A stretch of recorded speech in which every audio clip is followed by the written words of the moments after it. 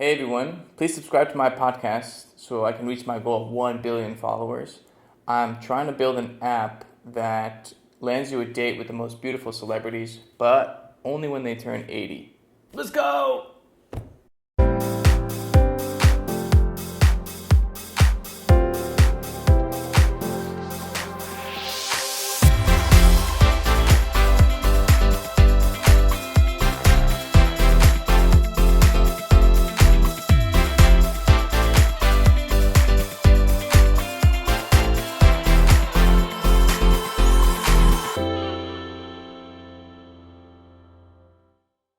Social, and he's like, well, we just had a third kid. I was like, no, I think it started before that. Like, I think that people just don't go out as much, even though, like, I have no fear of it. I just think that everyone got used to not seeing each other, just being on our phones all day. Is this weird?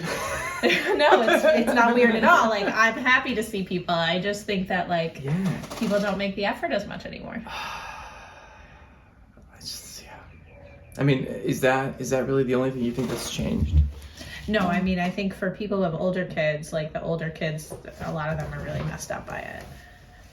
You said time and date. What does that mean? Okay.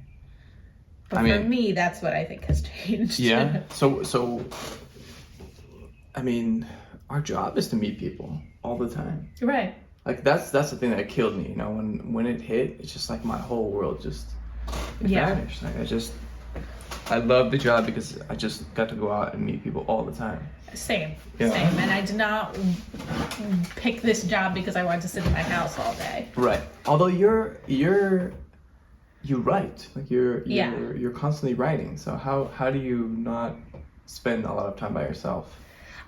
These days I do. For most of my years working, I was the reporter in the Knesset, and I had an office in the Knesset. I was working at the Knesset, and so I was seeing lots of people all the time, and I loved it. Now I'm a diplomatic reporter, and it's very interesting, but it is a little harder for me. Like, I'm definitely more, like, extroverted. Like, I want to hang out with people. You are definitely an extrovert. Twitter, man. So I try to make meetings. I try to get out of the house. But yeah, obviously I have to be in the house to write. Tell me. I mean, I've been to Knesset obviously like a handful of times, but I never spent my entire working day there. It's a wild place, no? It is. Like everyone just kind of, it's like a little school cafeteria hangout place, no? Well, yes and no. Like, there's definitely this sense of, like, as a reporter, like, you would just walk around the hallways, or if you have access to the Knesset cafeteria, which I did back then, they only give it to the political reporters, so, like, now it's been revoked. But you could just walk in there, there's Knesset members eating lunch, and if you're polite, sometimes they'll let you sit down with them and talk to them about what's going on that day. And it's the access is amazing when you're there all the time. But, like, okay, I just go back to the high school reference for a second. Like, is there a hierarchy of, like, cool kids, outsiders, nerds, geeks, jocks? Is there, like, that whole vibe going on? No, but there must be. Come on. Like, I wouldn't put it like that, but I think, like, sometimes people will be friends that'll surprise you, or people will sit and have lunch together because they want to talk about some issue together, and you'll be like, why is Ahmed Tipi sitting with, like, a Haredi Knesset member or whatever? Weird. Yeah, but I'm sure that happens they all have things to talk about, and a lot of them, have things in common that you don't think about, I mean, like, there were certain Knesset members who are very interested in finding ways to reduce the number of traffic accidents in Israel, for example, and so you have someone who's from, like, Yisrael Beitenu with, back in the day, with people from Kadima, even though the one's in the coalition, one's in the opposition. Yeah. So, yeah. Or, like, they started doing, like, a few years after I started reporting at the Knesset, they started doing open houses on Tu B'Shvat, because Tu B'Shvat is the anniversary of the inauguration of the Knesset, and there were it is?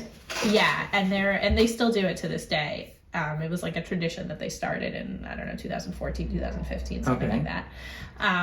There are a few Knesset members who do karate, and so they did a karate exhibition. Just, like, hilarious things happened in the Knesset. Wait, so people in suits were just doing karate in the middle of the Knesset? No, they were prepared, so they wore their karate outfits. I know there's a name, but I don't remember what it is. Okay. And they just did, like, a karate exhibition, Whoa. It was, I think there were more than two, but what I remember is Chamed Amar, who's the Druze Knesset member in Yisrael Beitenu, and Tachi Anegbe. They were, like, doing karate to each other. Yo. I had it on video. I think I might have it, like, I have, like, 3 videos on my YouTube channel. I think that's one of them. Whoa. Yeah. And you just, like, sort of stumbled onto that when you were there, or you knew that this was coming? I think it was scheduled. I don't know. It was a while ago. I think it was scheduled. It's just one of these like wild things that happen in the Knesset. You know? Do you miss it? I do.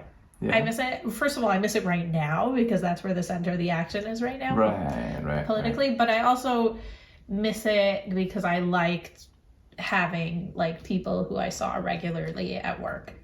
You know, and now I don't really have that. Right. Wait. So how long have you been the diplomatic correspondent? Since December 2019.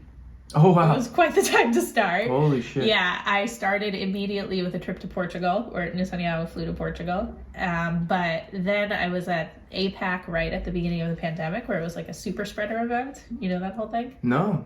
Okay, so it was like fucking Jews, man. Right, end of February, beginning of March. COVID. And it was just when COVID came to New York, and it was like Jews, and some of them were at APAC then in Washington. Like someone who went to the same shul as the first guy who had COVID in New York, and so then there was COVID at APAC. Yeah. But it's huge, you know. It was like 20,000 people or something. So like, you know, I wasn't sick, but when we came back to Israel, you didn't have to isolate if you came from America. But then 2 days later, they basically said if you were at APAC, you have to isolate. Oh, wow. Yeah. Oh, and there were a lot of people with... I don't want to, like... APAC's going to be really offended if they hear I called it a super spreader event. I was calling it that ironically, but there was COVID at APAC, and it was March 2020. I don't know, like, it's so funny because in the moment, people probably freak the hell out, you know. Yeah, and now, looking back, it's like... Well, just before we started this, I showed you the picture on my phone because my husband had sent this to me that 3 years ago today, right, there was a guy in a hazmat suit in my house because I was feeling sick and we thought I might have COVID. Crazy. Yeah. But and how old were your kids at the time? My daughter was 3 and my son was like 9 months. Okay. And of course the baby wasn't born yet. So the 3-year-old probably doesn't remember. Yeah, they don't, I mean... They know what Corona is, but like they just think it's like you're sick, so you have to stay at home. Right. Like the lockdowns are. I don't think they remember it that much, or if they do, like it's just not a big deal for them. Like thank God, because older kids are so traumatized. How deep did it go into your soul? The whole lockdown. It was really hard. We were living in Tel Aviv, and thank God, we were like renting in this like historic building complex where it was near Dizengoff Square. Okay. It actually, they used to house theater actors in these buildings. And so they have these plaques by the doors of the names of all these people who were like in the original like Habima. These are Israeli actors? Israeli actors, yeah. I mean, some of them were like Russian before, you know, Habima started. I think it was in Russia. Okay. Somewhere in Eastern Europe, Habima started. But basically it's like 4 or 5 buildings that make like a semicircle, I guess. Well, or like, I mean, it's more square than a circle. And in the back there's a yard. And there weren't a lot of kids living there. And so like my kids spent like most of the lockdowns in the backyard. And so we were lucky because like who in central Tel Aviv has a backyard? Yeah, exactly. You know? Yeah. So that was amazing. Yeah. But it's like that first lockdown where you couldn't go like 100 meters outside of your house. It was really hard for us not to be able to go to the beach. And there was police. We lived right by the beach, and we loved going. Like we would choose to take our kids to a playground on the beach over a playground in the park. We loved it, and it was really tough. Do you remember those videos? I remember they would like broadcast this on Israeli news, like some poor police asshole running, chasing after some guy surfing or whatever. He was all alone. Ridiculous. It's like, oh my God. I know, we look back now and we're like, come on. But even then, I think you could have known that surfing alone is not a danger to anyone. Right. No, I know, but like to then set the police out after some guy who was just surfing by himself. Yeah, you know? Yeah. And I actually even remember having like this was an actual topic of discussion publicly of like, should you go out in the water? Right? Is it safe to do that? It's like, yeah, you know. Yeah, and when they were blocking off all the playgrounds for kids, like that was what drove me nuts because I was like, what am I supposed to do with these kids all day long? Right, yeah. And then once they opened the playgrounds, people were like wiping them down with wipes and stuff. Yeah, I remember one of the first articles that came out in that period, and there was a blizzard of news. Yeah. Like, one was that Netanyahu wanted to have like an army of young kids bleaching every single playground or just all outdoor spaces or something like that. Like it was just so crazy. We lived through that shit. I know. It was crazy. Not only did we live through it, like we have to document that stuff as well. Yeah, it was dystopian. It was we lived in a police a police state. It was. I don't know. For me, it's like whoa. Yeah, it's when you think about it in that way, it is very disturbing. Definitely. But did you ever think in your entire life? I mean, okay, what kind of Jew are you? You're from the States. Orthodox, but like modern Orthodox. Well, from where in the U.S. I take it. The New York area. I grew up in New Jersey. Okay, so you and I also grew up in Miami.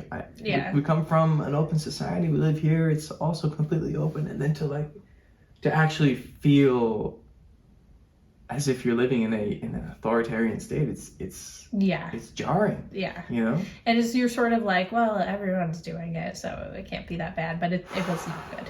But it was soul crushing, right? Like you couldn't, just that feeling of like, if you want to go see a friend, you're a criminal. Yeah, that Passover, right? We couldn't go see family. I mean, my family was nervous also. We had little kids, and people thought, the craziest thing is people thought like the opposite. They thought little kids were vectors, when really like little kids are the safest. Right. Well, it kept going back and forth, if I remember correctly. Yeah. Yeah, so we ended up going to Friends for the Seder, which was sort of against the rules. It was like, you're only allowed to go within a certain amount of meters from your house, and they were like maybe 100 meters past where we were able to go, and we were like sneaking to them for the Seder because we didn't want to do it alone. Right. And let's be honest, like how many people kept the rules, like to the letter of the law? Right. Well, so those friends who they lived like 2 blocks away from us, we took turns like with each other's kids. Because of that, like babysitting. Like so that we could get work done. Yeah. We would split up the days, like they'd spend half the day in one apartment, half the day in the other. Yeah. Wait. So what does your husband do? My husband works in tech. He's a customer success manager. Oh wow. So he must have been also like at that point the company was. Well, he had a scary thing because he was switching jobs, and then the pandemic happened, and they were like, hold off for a month. So we had a month where we didn't know what was going on. We thought he wasn't gonna. We were sure like he just wasn't gonna have a job. Oh my god! But then after that month, they took him. He's been working there ever since. So that's good. Oh my god! Yeah. Wow. Yeah. Do you think that it makes you stronger? Do you think it makes you more vulnerable? Like what do you think about that period? How? I mean, I think everyone can take it how they take it. You know what I mean? Like it's It definitely made me realize that I can get a lot of things done even with kids in the house. That's, Yeah. But I think that it makes you for me, it made me like reevaluate like things that are important. And did you leave Tel Aviv because of Corona? No, I left Tel Aviv because it's really expensive with kids. I mean, it's really expensive, period. But with kids, it became less affordable. But it definitely made it easier. And it definitely made me realize I want to be close to my family. Like now that I live in Modi'in, like most of my family lives here. Yeah. So. What is it about 2 kids versus 3 kids that makes you decide, okay, now's the time? Because I have 3, as you know. Yeah. And we had a COVID baby. My wife got pregnant and gave birth in 2021. Mm-hmm. And I remember I can't remember exactly when it was. I think maybe it was just before she gave birth to the 3rd, but we went on a trip. We flew out, and we were with some friends, and my kids were in an apartment. I had 2 at the time. Yeah. And this was in Tel Aviv, and they wanted to play a game with us or something. We were hanging out with some friends, and I said, no, go watch a film, right? Go watch a movie. And then they were like, okay, fine. Yeah. Like, what kid doesn't like to watch TV? And I was like, oh man, if I lived somewhere with a bit more open space, or some playground or some garden or something, like they wouldn't have to automatically just do that. Yeah. And I was like, oh, that's not what I want for my kids, But that was when I had 2 kids. That I had that moment then. I mean, and I'm still. Well, it wasn't. I mean, I didn't move. I moved before I was pregnant with the 3rd kid. So it was the 2 kids. We decided we wanted to buy a home. We don't own this home. We bought a different home, and then once we bought it, and it's being built, and we had to. In Israel, you have to pay the mortgage before your house is finished being built. So then we were like paying rent and a mortgage at the same time. That was like the final tipping point. But we already bought outside of Tel Aviv, so we already knew we were going to move. In Modi'in? Yeah. There's a new neighborhood being built right next to this one. A few people have moved in already. We should be moving in the next couple of months. Wow. So you have 3 kids But okay, you're not working. Although you're still writing. You know what? Okay, so I'm going back to work after Pesach, but Wait, what? How old is the third? Just about 3 months. Man, so it'll be 4 months. You know what? I don't know how people do the months without being paid.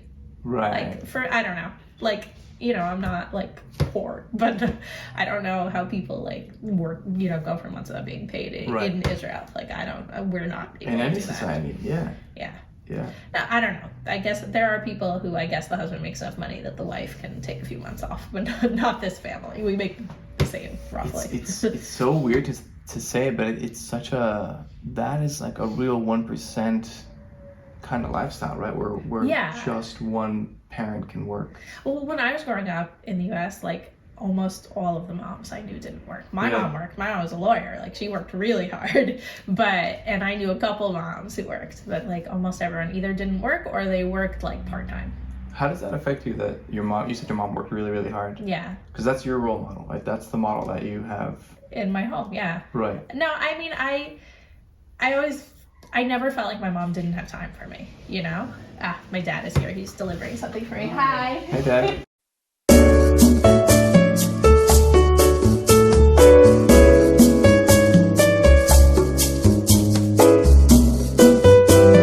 Yeah, they live like, I don't know, a mile away. That's the advantage of living right by your parents, is that like See, my son is having a bout of indigestion, and he just picked up sensitive stomach formula for me, my dad. So yeah, we don't. My parents both our parents live abroad, so we don't have that help at all.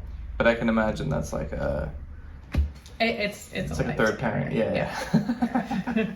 It's huge. I mean, my husband's going on Miluim in a few days. Oh my God. And we're spending the weekends at my parents. Like, it's, thank God. What kind of grandparents are they? They're very involved. They're very hands-on. Yeah, it's really great. Yeah, I'm very lucky that way. But I grew up that way too, because my grandparents on my mom's side, like, were always around. And we actually lived an hour away from each other. But so, like, in America, like, I feel like driving an hour to someone is not a big deal. Where in Israel, an hour is like huge. Yeah. Yeah. It is. Because we saw my grandparents every weekend, even though I lived an hour away. Driving an hour in Israel is, you know, it's like driving 10 minutes in the U.S. in certain spots, because it should take 20 minutes, but it takes an hour. It's just so much fucking traffic here. It's true. Yeah. So that's that hour. It's like 40 minutes of just sitting and waiting. Annoying. Yeah. So but tell me about your mom. So your mom... Yeah, so my parents are both lawyers. Oh, wow. Which, if we talk about the judicial reform, that has certainly shaped my view in some ways. Yeah. But it definitely, and I am very like interested. I don't write about this topic, and I always think one day I will, but I am very interested in the like societal expectations of like working moms and things like that, because it is interesting to see the differences between here and America. But my mom worked really hard. I mean, a lawyer is a really tough job, but I did feel like she was always there for me. She always took the time off and, you know, came to all my school plays and, like, you know, made sure to put me to bed every night. But on the other hand, like, I had a nanny in the house. Okay. Which my kids do not have here. I don't even have like a regular babysitter here. Well, are your parents still working? Yeah. Well, my dad like part-time, but my mom works full-time. Damn. So your mom can't give it up, huh? Yeah. Not that's a bad thing. But wait, because I think about working moms. I've been wanting to talk to working moms, like a real conversation about this forever, because I always, like my wife, for example, she gave birth to our first child, and she went back to work, and she felt like she was just torn up inside. She felt she wasn't a good mom, she wasn't a good wife, she wasn't a good friend, she wasn't a good employee, because her brain was swimming around all over the place. And it's really hard. And like, so we were saying how, like, I don't love being at home all day and not seeing people, but what I do like about being home is that I can be, a lot more present for my kids and a lot more of like a homemaker, you know what I mean? Like, obviously I do more things at home than my husband because I'm here all day, you know? But then do you feel like you're not as, I'm not saying this, right? But do you feel that you're not as good a reporter as you could possibly be because you're spending more time with your kids? I mean, yes and no. Like, I guess if I was like obsessive and I was working 12 hours every day or more, then I could do more things. Right. But I think that I just, the way that I work, it gives me a lot of flexibility. Like, I tell people all the time that like journalism, at least the way it works for people who work for the Jerusalem Post, it's like very comfortable for me as a mom because it's very flexible, except for the times when it's not flexible at all.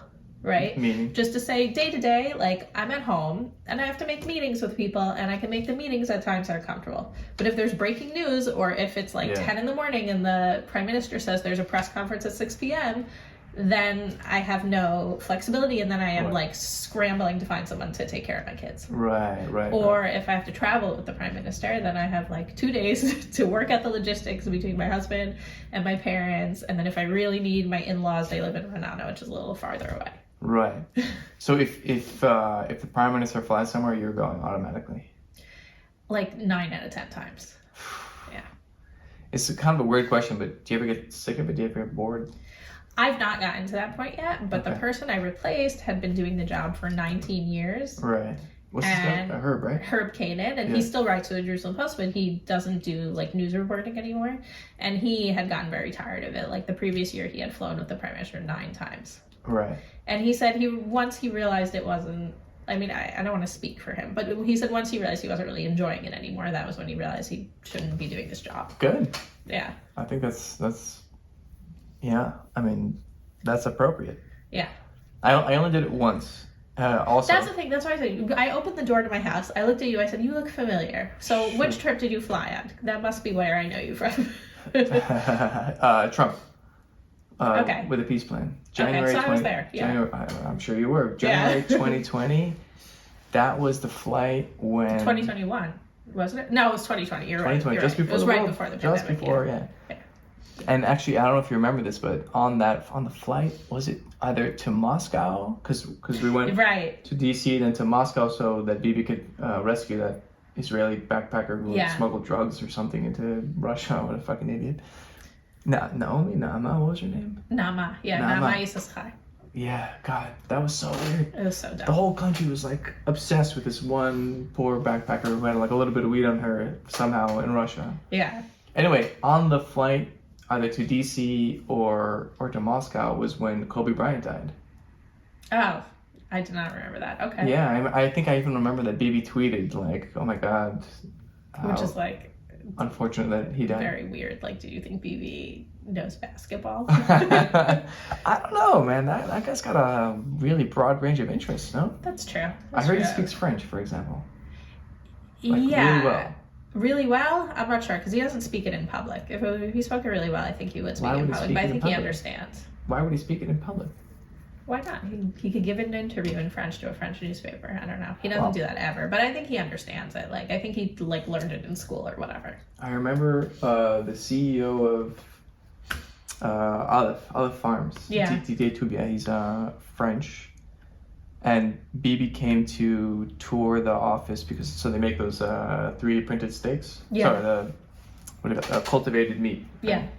Lab grown meat. And so Bibi came to their office to try it. And I guess he was there for like an hour or something. And they sat down. And I think Didier even said that they spoke a little bit in French. I suppose the meeting was conducted in Hebrew, but yeah. Right. I know he speaks French. I don't think he speaks French like at a level to hold like professional meetings. Yeah, you don't think he's talking, or maybe he's with Macron, for example. They're probably speaking English. Yeah. Macron's English is great. Yeah. But maybe like Sarkozy. Right. Sarkozy called Bibi a liar. You know that story? I don't. Oh, there was like a hot mic moment, and him and Obama were talking, and they called Bibi a liar. Right, and Obama said, "Lucky for you, I don't have to deal with you. You don't have to deal with them as much as I do." Right. Yeah. That's our prime minister. Anyway. Okay, so at that time, it was like, sure, he's a liar, but he's our liar. He's lying for us. Okay. Now I think very few. I mean, obviously he won the election, so a lot of people feel that way. But I think that at the time, even people who didn't vote for Bibi were mad. And now I feel like if you didn't vote for Bibi, then you hate Bibi. That's the thing. I don't know how to feel about who I want in that seat because, that person has to deal with the likes of Putin and MBS, like ruthless people. We're not not in a really friendly neighborhood, right? Yeah. I mean, no major world leader has to be naive, you know, but they have to be tough and ruthless and be able to deal with these kinds of people. And so there's a lot of head games and trickery and stuff. So is it a bad thing if he's a liar? I don't know. Yeah, I think all politicians are liars to some extent, and some of them are really lies, like they're intentional lies, and some of them are just they make promises or they're signing checks that they can't cash, you know? Yeah. Which are different kinds of lies. So, wait, how do you?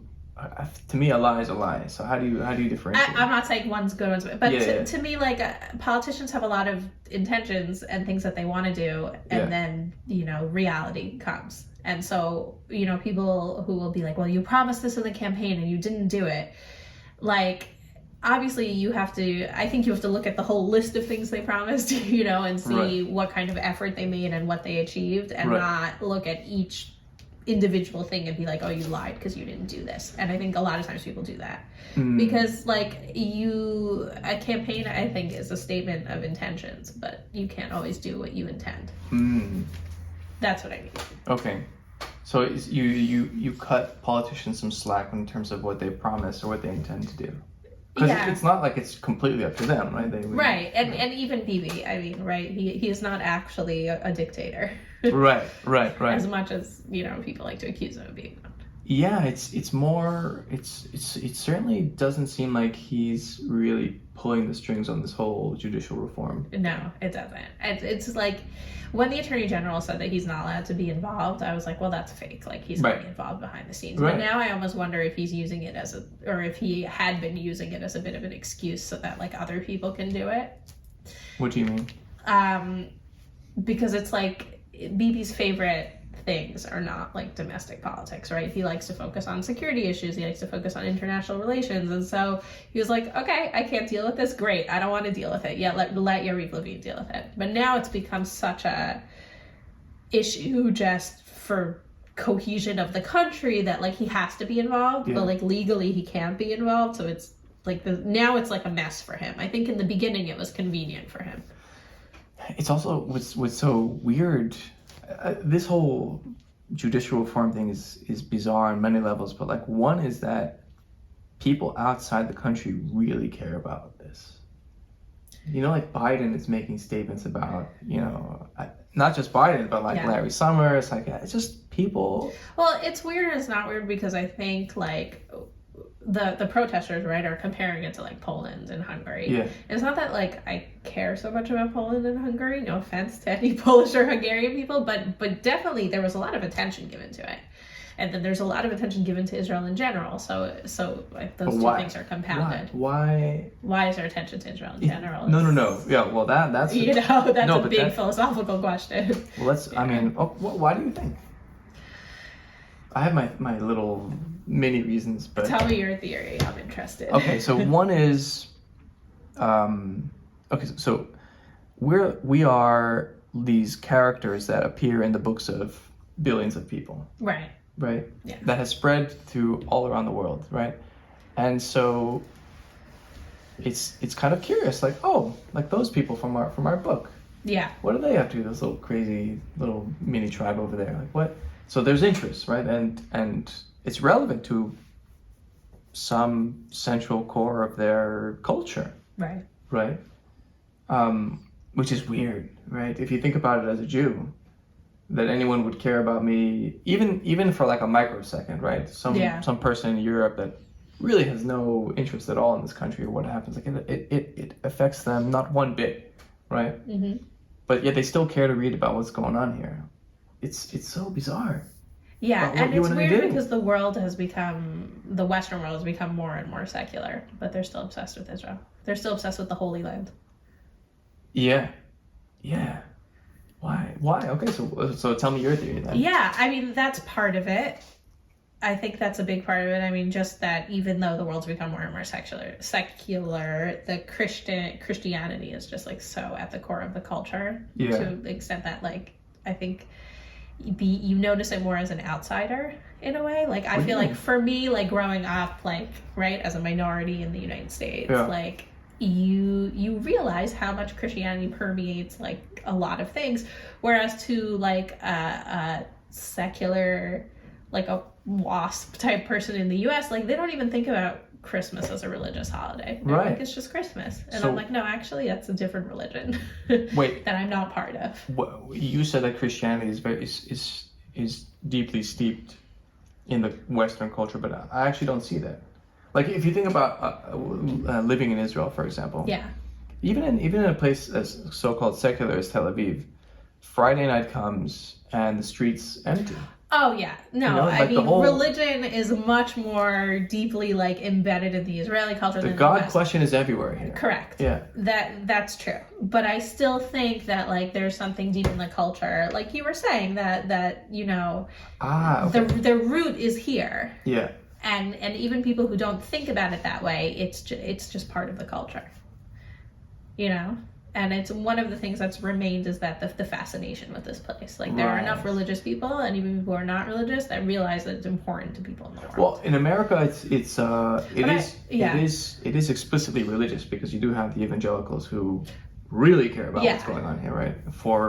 But not only, because you look on No, the but that- left, right, and Yeah. you're like, why are the Palestinians like the cause celeb of the left? Are they? To a lot of them, they are. To the like far left, the socialists, like Red Rose Twitter type left. Are Yeah. they really? I think so. Yeah. I think that they could be even more so. Right? Yeah. There are other things that come first, but Right, exactly. The other but things there's come first. definitely a disproportionate. It like, used to be the attention cause paid of to it, I them. think. But now it's morphed into other stuff, right? It's like if you're just talking about the far left, Yeah. it's what we were talking about before. But I don't like foreign things, right? Like if people on I don't know, like why does AOC talk about the Palestinians like pretty often Yeah. and doesn't talk about like I don't know anybody else in Myanmar? I don't know. I don't Right. follow that stuff so closely. Just because I think there was this clip of her on this show. I can't remember what it was. This blonde lady with like some sort of legacy last name in the U.S. like Eisenhower or some Hoover. Or something. Margaret Hoover. Yeah. She went on there. She's and, very good. Yeah.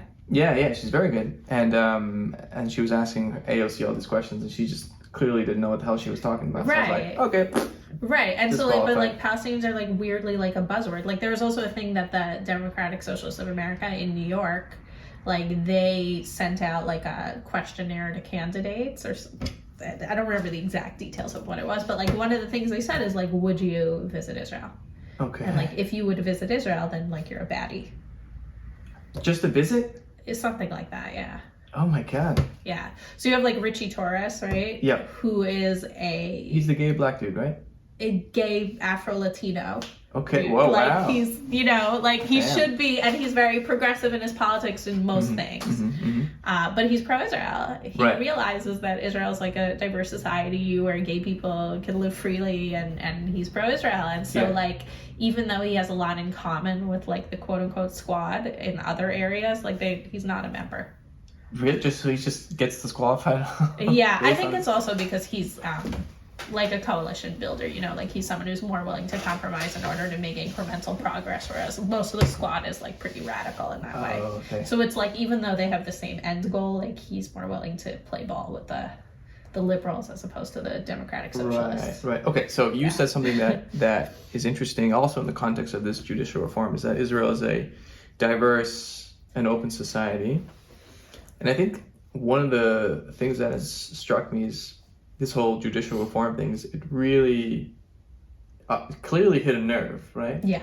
And I think the nerve is, I don't know if it's the central tension of this country, but it's a central tension, which is the Jewish and the democracy thing. What are we? Are we Jewish? Are we democratic? Can those two things coexist? And to me, it's like it's just playing out. Like the people who clearly identify themselves as secular first and then maybe Jewish or Jewish second are so frightened of the ones who I think identify themselves as Jewish first and then democratic And both sides have painted in their minds, in their imaginations, a sort of boogeyman that one cannot coexist with the other. And I don't know. The thing is, with that question, so first of all, like that question, like the person who I think put his finger on it first, or at least first in a prominent way, was Norman Finkelstein, who was a political advisor, right? He was an American pollster who Netanyahu hired in the 90s, and he was the one who found that people who define themselves as Jewish before Israeli were more likely to support Netanyahu than people who define themselves as Israeli before Jewish. Right. Which is also interesting because Netanyahu's not like a particularly religious person, but that's how it's come out, and that's how it's continued to be. Yeah. So it's not new, but I think one of the things that's interesting is also that that's become the biggest question of our politics right now. Sure. Whereas it used to be, right and left was defined by the Palestinians, like how you saw the Palestinian show. Right. And it's been years now since the right and left have been able to do anything different. I mean, you look at, 2009 to 2021, and then you look at that year that Bennett and Lapid were in charge, and then you look at now, like what, did Bennett and Lapid do something different? I mean, maybe not Bennett because he and Bibi, their politics are actually pretty similar, but like, did Lapid do something different? Right. Is he really calling for something different? Sure, he wants a two-state solution down the line, but it's almost like that question is, like everyone has the same answer to that question right now, and so now suddenly we have to look inward. But I this is why I think that the Jewish and the democratic tension is or I lean towards thinking that it's the central tension of this country, because it does supersede the Palestinian issue. Because if this was purely a democratic country, right, not based on any ethnic, tribal lines, then the Palestinian issue, it becomes so much more solvable, right? You have a one-state solution. Yeah. Who cares? Exactly. Just make this another U.S. but in the Middle East, right? But if that tension never gets resolved, you can still progress with a two-state solution, but it becomes obviously much harder, right? Yeah. And this is, of course, not to speak of all the tension and contradictions on the Palestinian side, right? Which are give us more than enough trouble as is, right? Yeah. But so going back to what you wrote for in Unheard, right? That the politicians are needlessly polarizing the society. It's sort of, I agree with you, and then there's also a part of me that's like, well, I don't know, we have this underlying tension that it's true. If you put a gun to someone's head and says, are you a Democrat or are you a Jew? And if you have two people and they answer different things. When people have a gun to their head, they're much more likely to say they're a Jew. You think so? I do. I think. Really? Well, because I think people are more likely to have the gun to their head when they're Jew. Man, okay.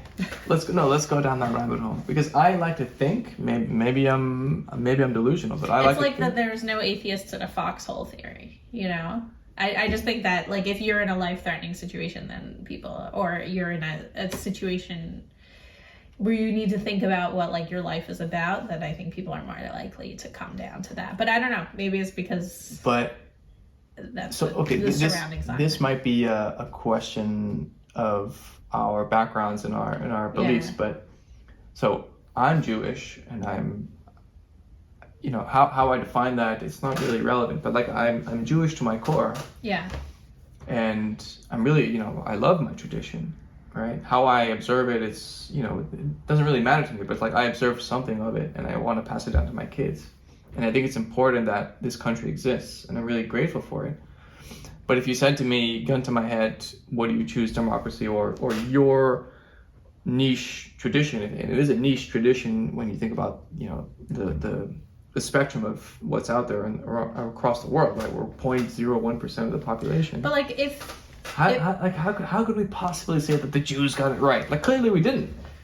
Otherwise, the Jews got what right? Everything, like the origin of the universe, the laws of the universe, all that kind of stuff. But to me, it's like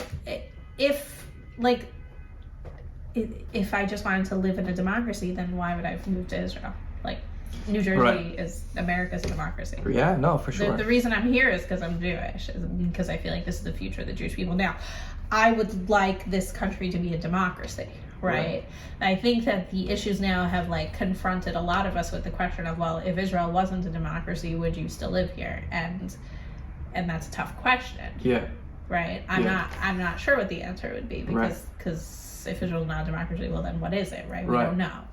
And I don't think that we're in danger of not being a democracy, which I can explain if you're interested. No, I am. I mean, it's a lot of it is the way the politics work in Israel, but like, first of all, like, I don't think that the proposed judicial reform makes Israel not a democracy. It makes Israel's a democracy with less of a check on power, and I would like there to be a check on the power of the politicians, on the check on the power of the majority. But I also think that the judicial's power is unchecked at the moment, and that's a problem. Yeah. Judiciary, I mean. Yeah. But second of all, I never thought that the plan that Levine stood up and presented in January was going to be the final result. Right. And I was never really worried that that was going to be the final result, because it was very clear to me that they were doing what anybody does in a negotiation, where you make maximalist demands so that when you have to step down from those demands, the final is what you actually wanted, as opposed to, you know. That line of thinking, though, and I agree with you, but that line of thinking, though, then, as you say, right, they started a negotiation out with, you know, over-the-top demands about how to fix the judicial system. But that draws a counter response to then bring the negotiation position a bit more to the center, right? Right, and that's not what happened in the end. Massive protests and stuff like that. I mean, that is putting a lot of pressure. And then, you know, people chiming in from all over the world, like, we are really concerned. Like, I think that they miscalculated badly. You think so? But I don't think that they ever intended for the entire reform to pass as presented. I mean, and I will say, they're... How do you know? Look, I don't know, because I'm on maternity leave and I'm not really talking to these people, but Amit Segal says the same thing, and I trust that he's talking to everyone. Right, that's true. Yeah. So I had that thought as a theory, and then when I heard him say it with confidence, I said, well, I guess my theory was right. Right. But, okay, so I did actually want to get back to the tension between the Judaism and democracy, because, okay, so let's say this becomes just a purely Jewish state. You know, there's still, I suppose what's frightening is, like, Judaism. You and I both consider ourselves and our families Jewish. Yeah. And our adherence to the tradition is different, by definition, right? Everyone does their own thing. Yeah. So it's a very elastic term, like what it means to be a Jew. But obviously there are these core similarities that most of us anyway, tend to follow. But the question is, like, when does if that starts getting codified and then enforced, right? No, I would not. Yeah, I wouldn't want that to happen. I absolutely wouldn't. Because even me, like, I say I'm Orthodox, I'm mono-Orthodox. But I'm very liberal within the Orthodox spectrum, right? And what does that mean? There are plenty of people who would look at me and be like, oh, she's not Orthodox. Like, I'm sitting here, I'm wearing pants that don't cover my hair. Let's start with that. Okay. But I also go to synagogues where women lead parts of the prayer, which is not the mainstream Orthodoxy. Whoa. Yeah. I didn't even know that existed. Yeah, it does. And we still sit separately, and the women don't lead every part of the prayer, but there are sort of, I guess, loopholes, you could say, that rabbis have found that have allowed that. And I grew up in a family that was sort of mixed between Orthodox and conservative, and so like I was allowed as a kid to, you know, chant certain things from the Bima, and I was used to that, and I think that's nice. Like, I think that in a regular Orthodox synagogue, girls, and then they grow up to be women, are made to feel that they don't have a full part in what's going on. Yeah. And I think it's a great tradition, and that I want to be part of what's going on. Yeah. And so in Tel Aviv there was a synagogue like that, and in Modi'in there's a few. And so I try to, you know, live near those synagogues so I could walk to them on a Saturday. You moved based on the synagogue? I mean, no, but like in Modi'in there's a few, so that wouldn't be a problem. But like, I definitely, part of the conversation is, you know, like in Modi'in there's no like Haredi population, or the Haredi population is very small, and it actually happens to be in this neighborhood. Okay. But like, you know, I would want to live in a place where I would have that option. Got it. Okay. It's also like one of several reasons why living in a small yeshuv wouldn't work for me, because you don't usually have a lot of options. There's usually one or two synagogues. Right. Okay. But that's actually what's so cool about at least the Judaism that manifests itself in this country, is that you have so much variety. Yeah. Yeah. You know? And of course, right, like what's the joke? 2 Jews and 3 synagogues? Like, right. It is sort of democratic in its way. It's like, all right, you do your thing, we're going to do it slightly different, and then there's just all these different permutations going on here. And everyone seems to be getting along fine, which is, to your point, in your piece, it's like we are being presented an image of ourselves that is, to me, fucking bullshit. Like, Yeah. You and I don't agree on everything. We can talk to each other. I have no intention of, imposing my will on you, and neither you on me. And it's like I just spoke at a conference for Stand With Us, and then once I was already being flown out to America, I spoke at a synagogue, and there were people who kept being like, "Well, what is life like in Israel right now?" And I was like, "The same, but with more traffic jams." Like,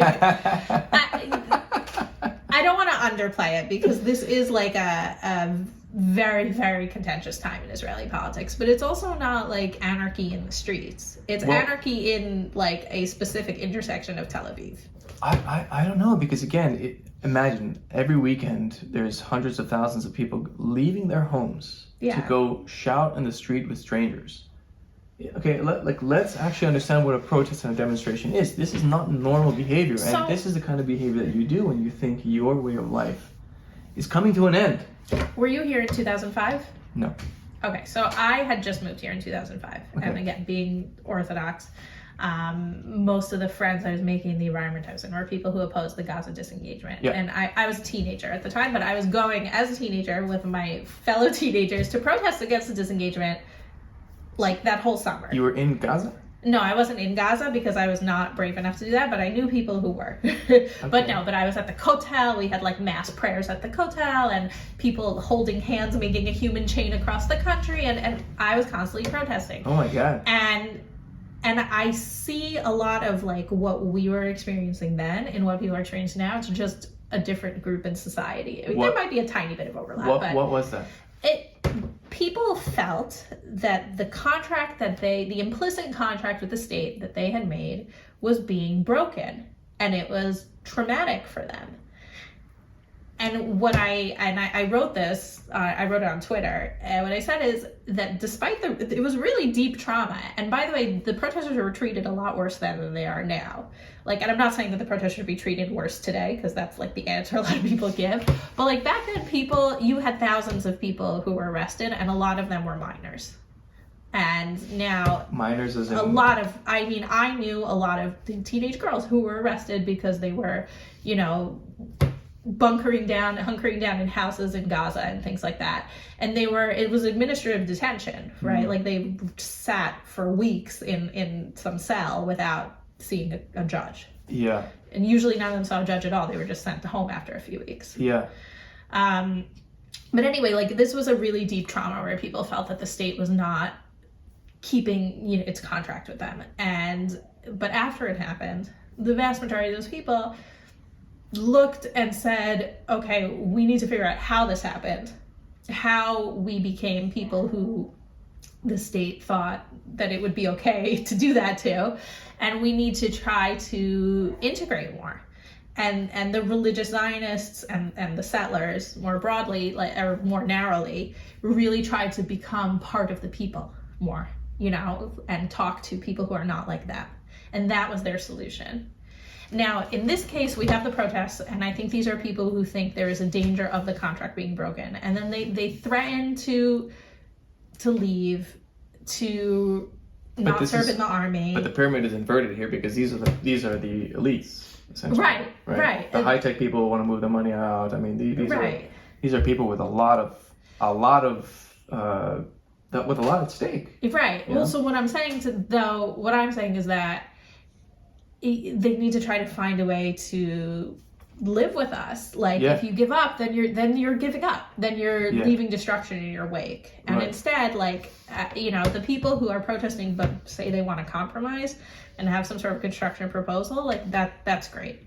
And then you have certain people who, and I get their press statements every day on my phone, who are like, we're never going to compromise, as long as the right is in power, basically. Who are these people?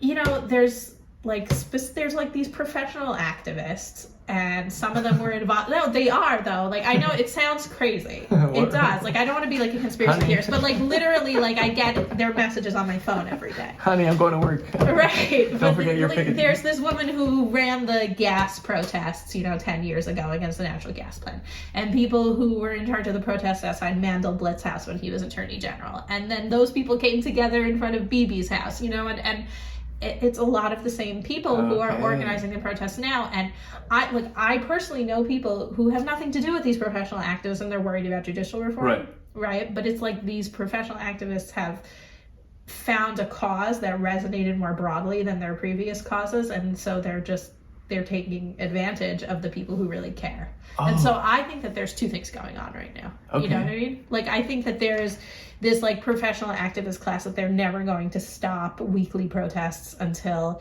they're sure that Netanyahu's out of office. That's why there were no weekly protests when Bennett and Lapid were in charge. Or there were much smaller ones from very different people. And then there are the people who actually want something to happen, they just don't want it to be an extreme thing. So when you look at polls, and I think the majority of the country right now is, I think rightly concerned that this stuff is going too far. And namely, it's the override cause, at least for me, this idea that the Knesset can just have this crazy ability to denude the High Court from any kind of check on its own powers is crazy to me. But you think that that's people are just being scared out of their minds, or are actually legitimately concerned? I think there are legitimate concerns. Yeah. I think that the level of panic and hysteria is being fomented by people who have an interest in fomenting it, which is to say the professional activists, and then also politicians who are riding this wave. Lapid in the beginning wasn't part of the protest, but I think once he realized it was an advantageous to him, he became part of it. I think he's even on record as being pro-reform of the Jews. Yeah, he is, and so is Gantz. They just want a more moderate reform, which is fine. And also, the poll questions, a lot has to do with how the questions are asked, right? Because I think that if you asked people, are you for some kind of reform, but not Yariv Levin's plan, then the numbers would be different.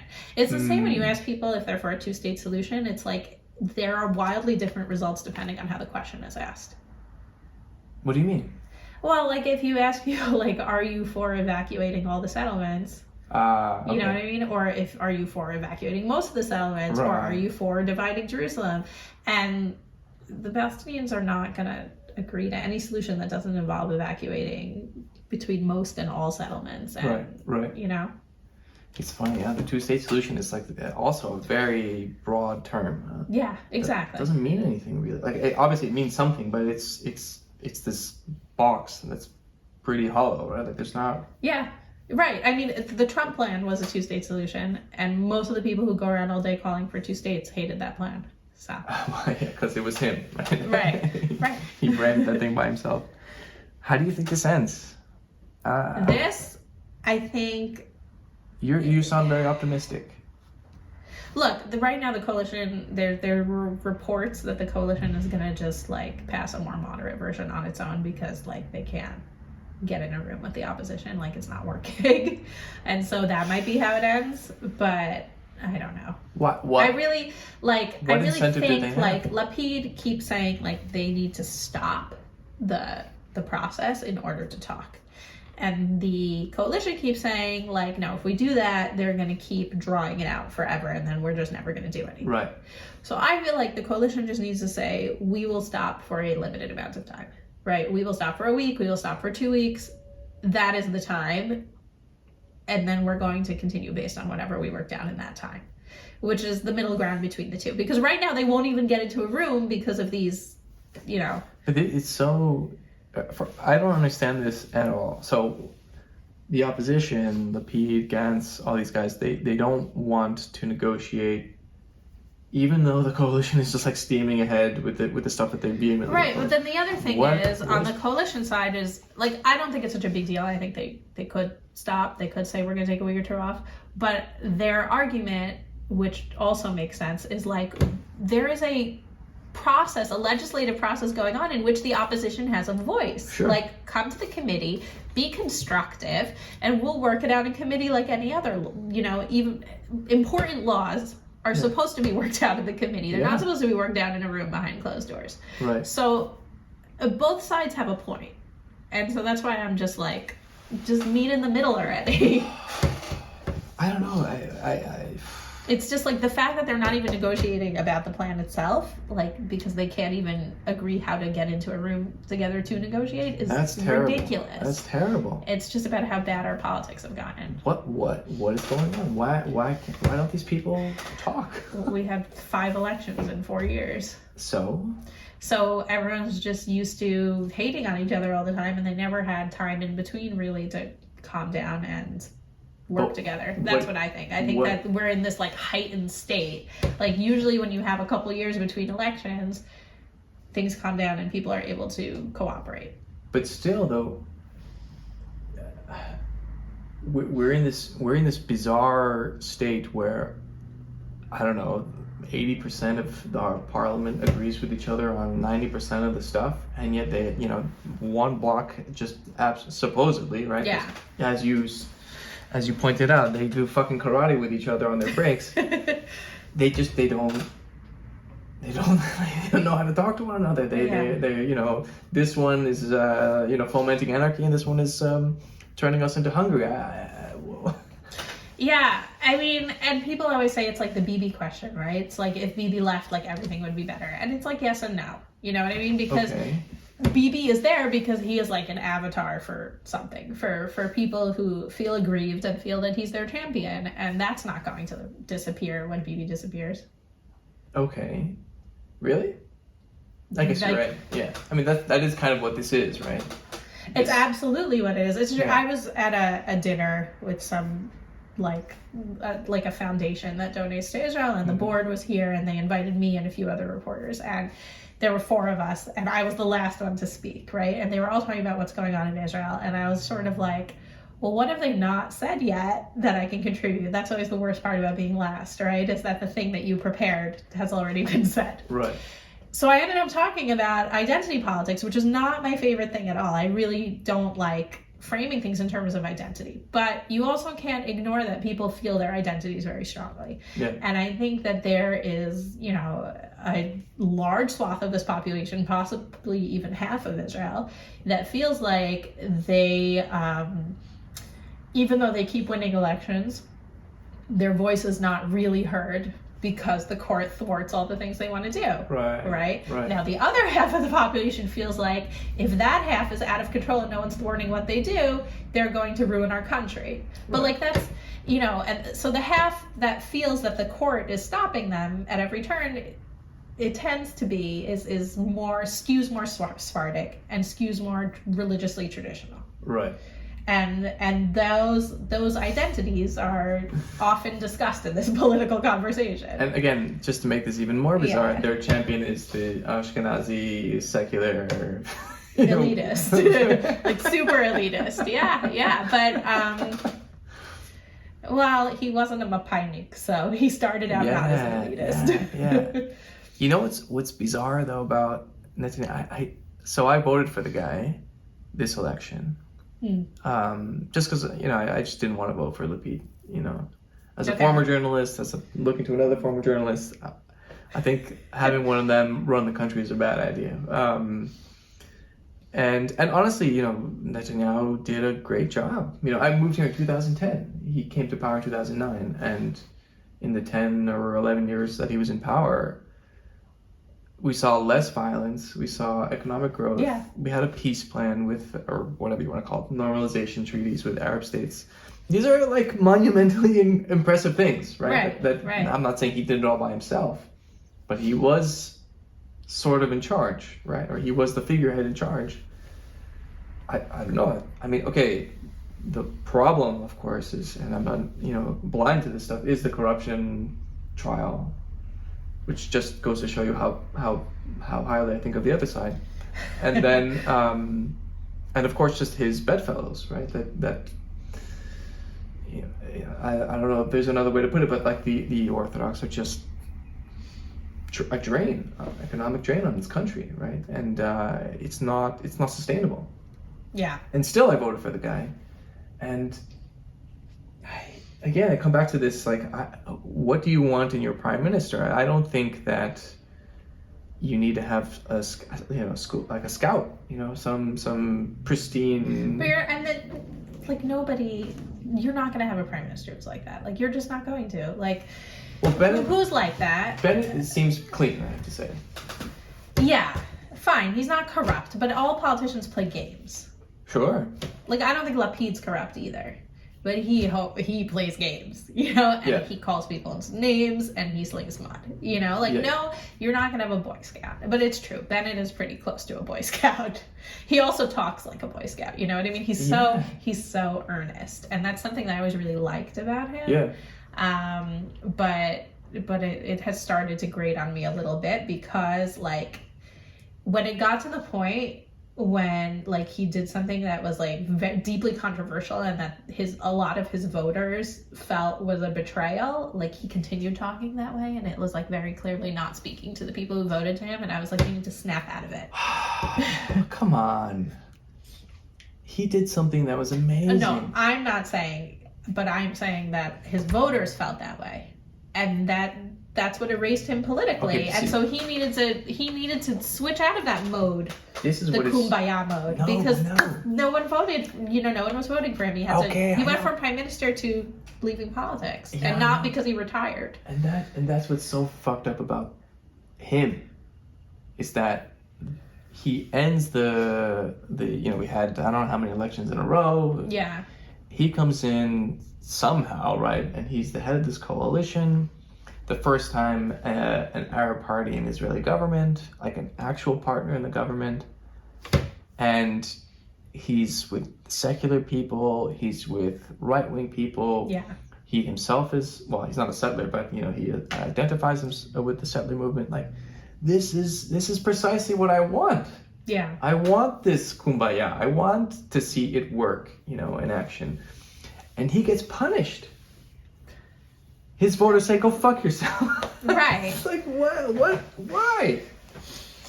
The same thing happened to Benny Gantz. I'm fascinated by this. Benny Gantz, right? Remember, just before COVID, election. COVID, the whole world is going to end. He's like, oh my God, we got to get together. We can't have any more of these silly elections. We've got to band together and figure something out. Yeah. Because Lord knows what's going to happen now. Let's form a government. Let's get stuff done. And it all just falls apart for him. The voters punish people who try to unify. It's insane. We're living in some sort of insane society. Yeah, I think things are just so polarized. But although why? I will say that I think that if Bennett had formed a government with Labour but not with an Arab party, that maybe people would have swallowed it better. I think. Why? It's because I just look at the things people say and people who I know and the fact that there's been a million governments with Likud and Labour and it was fine. Hold on. Now I'm going to use your own words against you. You said that politicians, there's two kinds of lies, right? There's the empty promises and then there's like the lies, Right. But so who cares about the empty promises then? First of all, I'm not saying that it's who cares. I'm just saying that it's... No, I'm saying who cares. Right. I'm saying the empty promises are more legitimate to me than an outright lie. Right. But, and I'm also not I'm not speaking my opinion here. I'm speaking what I saw about Bennett's voters. Yeah. Right. They cared more about. They cared more. Look, the charitable way to say it. Yeah. Is that they want a government that's made up of people who are Zionists because they feel like those people have a shared destiny and a shared idea of what this country should be. Yeah. And Ram is not that. The less charitable is they don't want an Arab in a position of power. Yeah, which I think is also so bizarre because like you're not going to get someone who's more like, I don't know if integrated is the word, but like more willing to cooperate with the Zionist idea and enterprise than Mansour Abbas, basically. Yeah, I mean, again, just people cooperate better when they're included, right? Yeah. Sorry to sound a bit like a leftist here, but yeah, it's true. It's true. Give everyone a stake. Make them part of the system. And that is what a democracy is, right? Right. And then they play ball. Then they find ways to collaborate with one another. And, you know, it's so bizarre because, again, even like the Haredim, right, who one would think that they are as much opposed to the idea of a Jewish democracy as the Islamists are. Mm-hmm. Because, you know, it's, as far as I understand, this is an illegitimate form of governance in their eyes. And yet they play ball.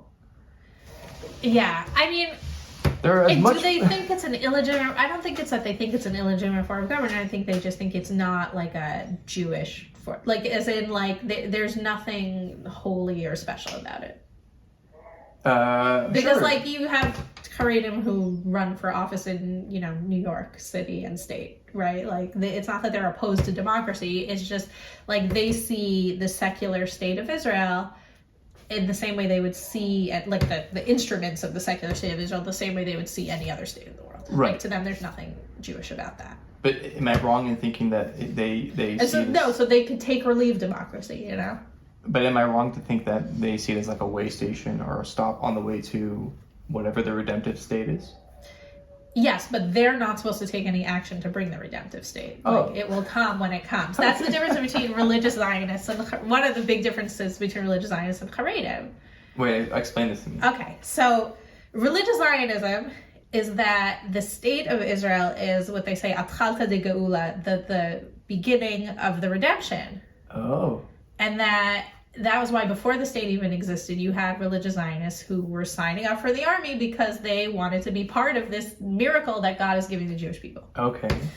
For Haredim, the redemption will come when God comes and makes the redemption happen. It's not their job to bring it.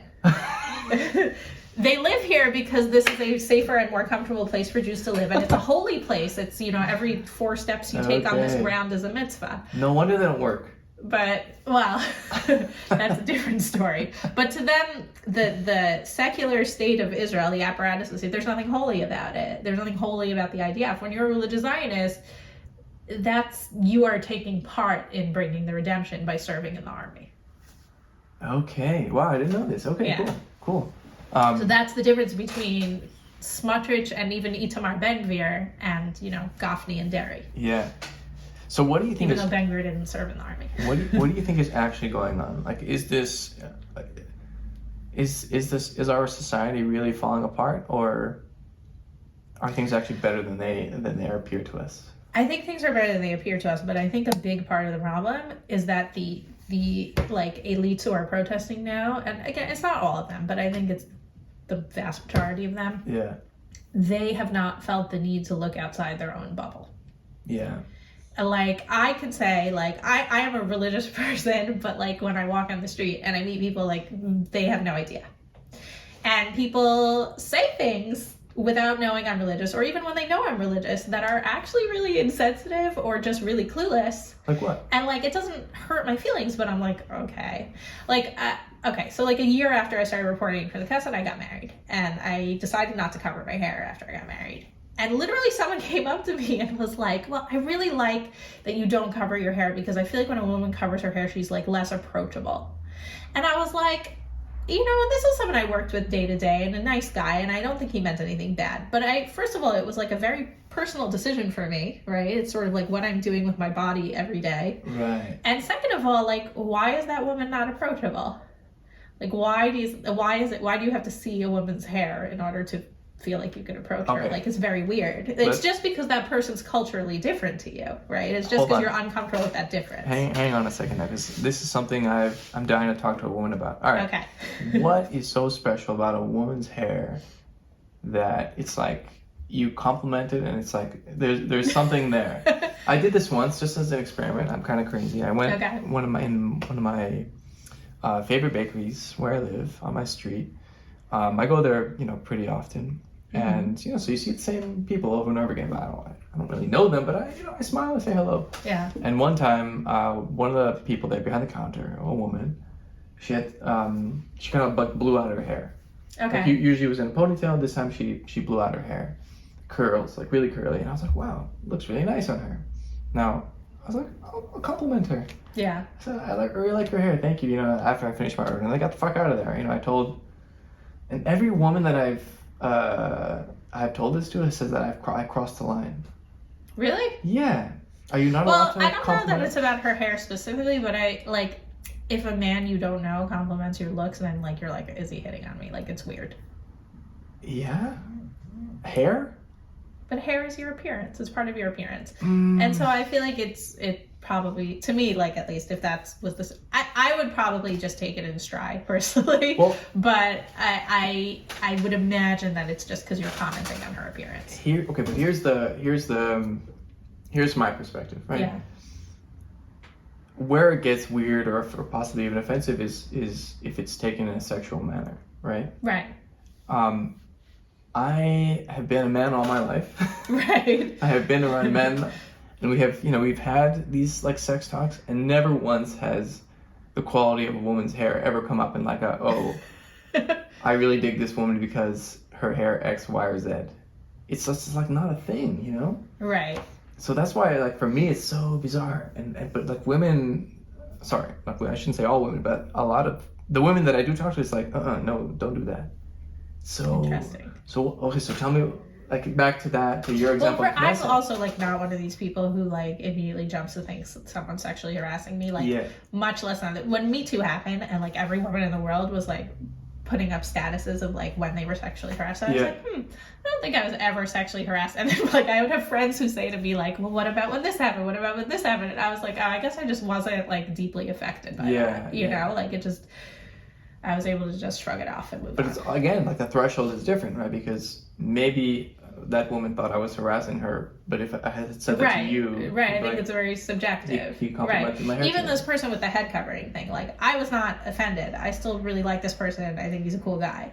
But I thought to myself in that moment, like, that is an insensitive thing to say. Like, I just realized that he did not know it was an insensitive thing to say. It's so hard, huh? Like, how men and women have to interact. Yeah, but maybe that wasn't the best example of the, like, religious secular divide. But even that word, approachable, like, what the hell does that even mean? Right.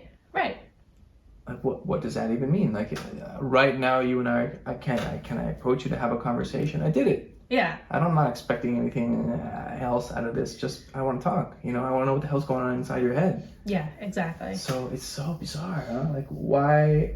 But it is hard to disentangle, like, the sexual aspect of any interaction between men and women, right? I guess. I mean, I just, you just have to not think about everything in that way. Of course. But obviously so many people do, because it's just so fraught. Okay. Anyway, so... But with the religious secular thing, I feel like, and if you go back, like, sort of, like, to living as the Jewish minority in America, right? You live in the Jewish minority in America, you know a lot of things about, like, Christians and their holidays and what they do and whatever. And Christians know almost nothing about Jews. Right. Like, they kind of know, like, about the menorah and, like, Hanukkah. They think Hanukkah is the most important holiday because it comes at the same time as Christmas. Yeah. And, like, that's it. And so I feel like in Israeli society, like, we do have like a lot in common in terms of like we know each other's holidays and stuff, but like the average like secular Israeli, certainly who lives in like the Tel Aviv area and whatever, they don't need to really understand how we observe the holidays. Here's another example. When I was 17 years old, I made Aliyah, but before that, 6 months before, I came to Israel for the tests for national service because I was religious. My parents didn't want me going to the army. They wanted me to do civilian service. And nowadays it's a lot more common for religious Zionist girls to go to the army, but at the time it wasn't. And so I came to Israel for 2 weeks and I was staying at a relative, like a religious relative, and I was taking these different tests and doing, it's like a job interview, really. Okay. But it was right before Purim. And I have a cousin my age who's secular. And I said, let's go shopping for Purim costumes because I need a costume when I go back to America. And at first she was like, you celebrate Purim in America? And I was like, yeah, like I go to a Jewish school. Right. She was like shocked. And then I mentioned something about going to synagogue on Purim. She was like, you go to synagogue on Purim? I was like, there's this thing, the Megillah. And I was like, how does someone live, 17 years, like we were seniors in high school and not know that? Right. But I think maybe there are a lot of people out there who don't know that it's normal for half, maybe even more of Israelis to go to synagogue on Purim. You know, just these are little examples, these are little anecdotes. But like, I feel like as a religious person in Israel, that the quote unquote secular Ashkenazi elites, like they don't actually, they think they understand my life, but they don't. And I also think that people who are more religious than myself and more insular and don't hang out with secular people so much think that like all the secular people are like on drugs all day, you know, having orgies. So well, that part's true. Right. The drugs part in Tel Aviv it's close. But like, you know what I mean? And so it's like these people, like on the one hand we have this shared thing of Israel as a Jewish state and democratic state as well, but like we have this special thing in common. And on the other hand, we don't see each other. And the army used to be the great equalizer for that. But with the Hester program, like a lot of religious people. The what? Sorry. You know Hester yeshivas. Oh, you don't know about this? Okay, so remember, I don't know anything about your world. Yeah, religious Zionist yeshivas. This has been around for like 50 years now, so you should know. You should know. Secular people complain about this. Time out. Let me just say. First of all, yes, I agree with you. But this country is there's so much going on here. I don't think anyone knows what the hell's going on here. That's true. And I mean this genuinely. It's not like I don't take it as an insult at all. That's part of the reason why I like doing this. It's like there's just so much going on. So much, you know. Anyway, to your point. So the normal army service for a man is 3 years, right? Yeah. There's something called a Hesder yeshiva, which literally means arrangement yeshiva, where and these are religious Zionist yeshivas, where you like basically study for a year and a half, study Torah for a year and a half, then you go to the army for a year and a half, then you go back to yeshiva for a year, but you do reserve duty like for like a month or 2 months, whatever, during that year. Okay. And so a lot of religious Zionist guys, they serve in the army for less time than secular guys. Okay. I don't remember why this came up. Oh, I know why it came up. But then they serve in their own sort of like separated units, and so they're not part of that like sort of equalizer, melting pot, whatever you want to call it, of the army. Yeah. They don't really meet secular people, or they do, but barely. Yeah. So weird. It's really interesting. So my husband started out in a yeshiva like that, and then he decided he wanted to do 3 years of the army and not go back to yeshiva. Right. And it's very different because at a certain point you're moved over and there's different people serving with you. Right, right. And he works now, you said he works for a high-tech company in the Jerusalem area or in Tel Aviv? In Tel Aviv. Okay, so he's doing drugs with all of us. No comment. Right. You thought he was going to reserves. Right. But in high-tech it's interesting too because I actually think there's a pretty fair population of religious people who are in high tech. Sure. Because I mean there's a trend around the world that like the social sciences and things like that are and the like liberal arts, like people aren't studying those topics as much. But with religious people, I think it's long been the case because of a sense of and again these are people who tend to be like more stringent than I am, but there's a concept of chokhmat hagoyim where like you can learn like science and math and things that have like a specific goal of a specific job, but like you shouldn't really be learning the like philosophy and way of thinking of that's not Jewish. And so you tend to have like a lot more like religious people who are like engineers and doctors and things like that because that's interesting. Yeah. How do you They don't learn literature as well in the schools. Like I didn't go to school here. I went to college here, but I didn't go to school here before that. But my sister went to high school here, and I was like at a religious high school, and I was like shocked that they like didn't study literature. But how does the mind not wander into so-called dangerous areas for a religious person if you're studying physics or? Well, first of all, like actually, the average religious person who I know is like pretty into, reads a lot, is well read and is intellectual and is, like I go to the theater pretty often in Tel Aviv. That's something I miss, like the convenience of that.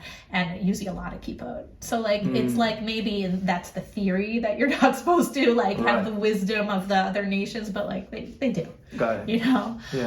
But if you're really stringent about it, if you're really strict about it, and Haredim for sure are really strict about it, it's like you either have to really close yourself off the way a lot of Haredim do, or you have to find a balance. This thing about not knowing who we are and not mixing as much anymore, it makes me sometimes, like, for example, lately my wife and I have been thinking about leaving the country, and not because of the political thing. It's just, as you mentioned, it's really fucking expensive. Yeah. It's insane, you know? And you never catch a break. Like, you work 5 days a week, your kids go to school, but they go to school half day on Friday. Like, you don't have, there's no weekend. Like, you're constantly on, right? And it's really expensive. And then it like made me think, okay, like, if I left, you know, and I part of the reason I moved here was that sense of I didn't like being the other, right? In my society, which treated me fantastically, you know. Yeah. And thinking about leaving the country then made me think, oh God, like, I'd have that feeling again. It doesn't matter where I'd be, I'd still be the minority. I'd still have to explain what the hell my name is, and what are these weird holidays that we do, and why we don't eat certain things. It's just, you know, right? You're always different. And it made me think that the further we get from the founding of the state and the Holocaust and all that stuff, that Israelis take this place for granted. Oh, absolutely. Israelis have no idea what it's like to be a minority. Yeah. And then you see the kind of behavior that we're seeing right now. Yeah. Right? And you see, you know, the prime example for me was always like Israelis who move abroad and then they don't think they need to live in a Jewish community or give their kids any kind of Jewish education. And they don't realize how much in Israel it's just like in the air. Yeah. You know, like the example I give is like, when it's Shavuot, they sell like special packages of dairy products, like so you can make a cheesecake and things like that. Yeah. And most American Jews don't even know what Shavuot is, probably. Really? I think. Look, the largest group right now of American Jews are like unaffiliated, isn't it? Or they're the fastest growing or whatever. How many Jews? I just think that like most Jews who are not really Jewishly involved, they like celebrate Passover and Hanukkah and the high holidays. Right. They don't know that like there's other holidays, or they very vaguely do. Right. And the rates of intermarriage are going up. I mean, I don't know. It's over 50%. I don't even know what I think about that. It's considered like politically incorrect to talk about it now, which is something that I only learned like as an adult. Because for me growing up, like that was like a huge, like that was like the prime directive, right? Like you cannot marry someone who's not Jewish. You have to perpetuate the Jewish people. Yeah. You know.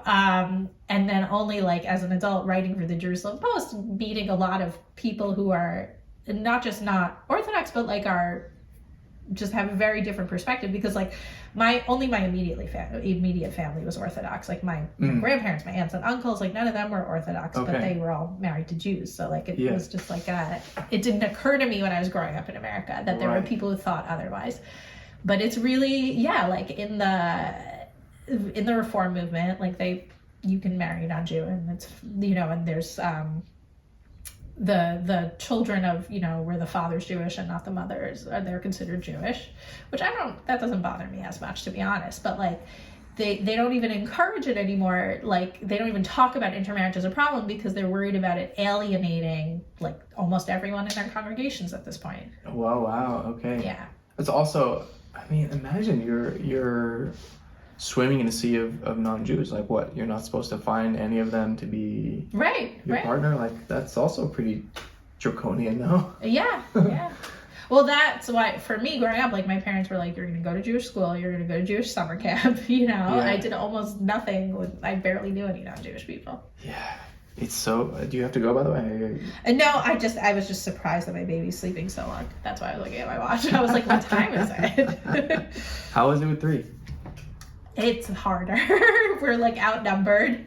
But it's good. The kids are really like, they love him and they're really sweet with him. Have they welcomed number 3 with so far? My daughter who's 6 is like obsessed with him. She wants to be like little mom. Mm-hmm. She's always asking like, can I feed him? Because like we use a bottle, and I'm like, no, you can't. You're too small because she's too small to hold him. If he's like strapped into his chair that I have right here next to me, like fine. She's 6? But I don't want her holding him. That's the mom in you, I think. Yeah. What's your husband's name? Natan. What does he say? Does he let? I think on this thing he follows my lead. I don't know. She's not that big. I worry she'll like drop him, you know? Sometimes if she sits down, I'll like put him on her lap. but he's like big for her, you know. She can't hold like his hand. that sofa over there. It looks like it's long enough that nothing could possibly happen. No.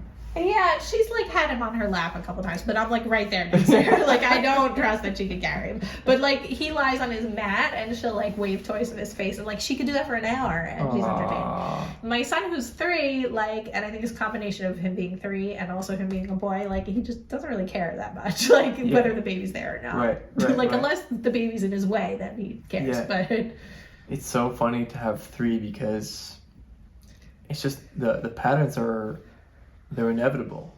Yeah. If you think about how you are with your eldest, how you are with your middle, and then at some point how you are with the youngest, it's scary how it just replicates. Like I'm also from a family of 3. I don't know. Yeah. How many are you? 2. 2. Okay. Interesting. 2. You're the youngest or oldest? I'm oldest. Oldest. Yeah. Okay, so are you the kind of person that's like the weight of the world on your shoulders and you're really hard on yourself and you're taking care? That's the crazy thing. Like, no, not Oh, at so all. you're not the No, my sister is the much more like everything is like wow, like you know. Okay. I take things easy usually, but I wasn't like that growing up. It was like I had to mature into it. What do you mean? I took things very seriously growing up, and I was like very sensitive. You know, like I was like.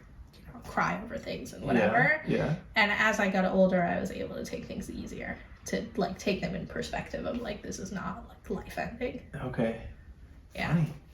But as the eldest though, did you find yourself in a lot of like leadership roles? No. I don't know. I mean, first of all, I had one sister, you know, so it wasn't like I was like leading a whole pack of kids. But I do think I'm pretty ambitious. Were you so protective? Maybe that's... Were you protective of your sister? Yes, but also she's 5 years younger than me, so we weren't like in the same places a lot of the time. Like now as adults, like 5 years is not that much, but as kids, like when I was in high school, she was in middle school, like we weren't in the same place. Right. And by that point, whatever she was going through was 5 years in your past. Like you couldn't exactly teach her this. You could. Yeah, I mean, I helped her with her homework and things like that when we were kids, you know, things like that, or like her. Whereas like my science projects, I'd have to do with my parents. Like she could do her science projects with me sometimes, not always. Like my parents did them too for her, but but for example, by the time you were 13, there's a five year gap. So by the time you were 13, that's puberty, that's boys, that's all that kind of stuff. Right, and like... And that's just 8. Yeah, so that's why, like, when we were little, it was like we were in different worlds. Yeah, like, you know, totally. Obviously we had, like, bonding experiences of siblings, but it was not like we were, like, together all the time. Yeah. Do you, I'm sure you have this because it's just like a thing with parents, but do you see your life through the eyes of your eldest? Like the things that she's going through, the phases that she's going through life, do you recognize? Yeah, I mean, I see a lot of my personality in her, but it's really interesting because I was always a very, chill isn't the word, but I was like I was low energy, let's put it that way. Like, yeah, like when I was my daughter's age, 6, like all I wanted to do was curl up with a book. I was not running, I was not on the playground. Like you had to push me out of the house to play outside. Okay. And she is just like she has a lot of my personality, but the one thing she hates from my husband is that she's like a ball of energy, and like she needs to run around. Both of my kids, who are possibly all 3 of my kids, we need to run them around outside for them to get exhausted. Otherwise, like it's their disaster. Well, they're kids. Right. I was not like that even as a child. I was like, I come home from school and I'm like, where's my book? You know? So that was me. When did this, I mean, certainly your online personality is fierce, man. You get into some scraps with people. Yeah, I think it's like Revenge of the Nerds. Like I was a huge nerd as a kid, and I had horrible self-confidence, and I felt like nobody liked me, cared about me, and I tried so hard. I was like such a try hard, you know. And so now I think maybe now I'm like, I'm an adult. I am doing the thing I always dreamed of doing, and I am happily like I'm happy, and I don't have those hang-ups anymore. But so a couple of things. So I'm like put myself out there more, you know, because I don't have those hang-ups. So do you remember the first time that you crossed that line? That you just said, I don't give a fuck anymore. I'm gonna say what I think.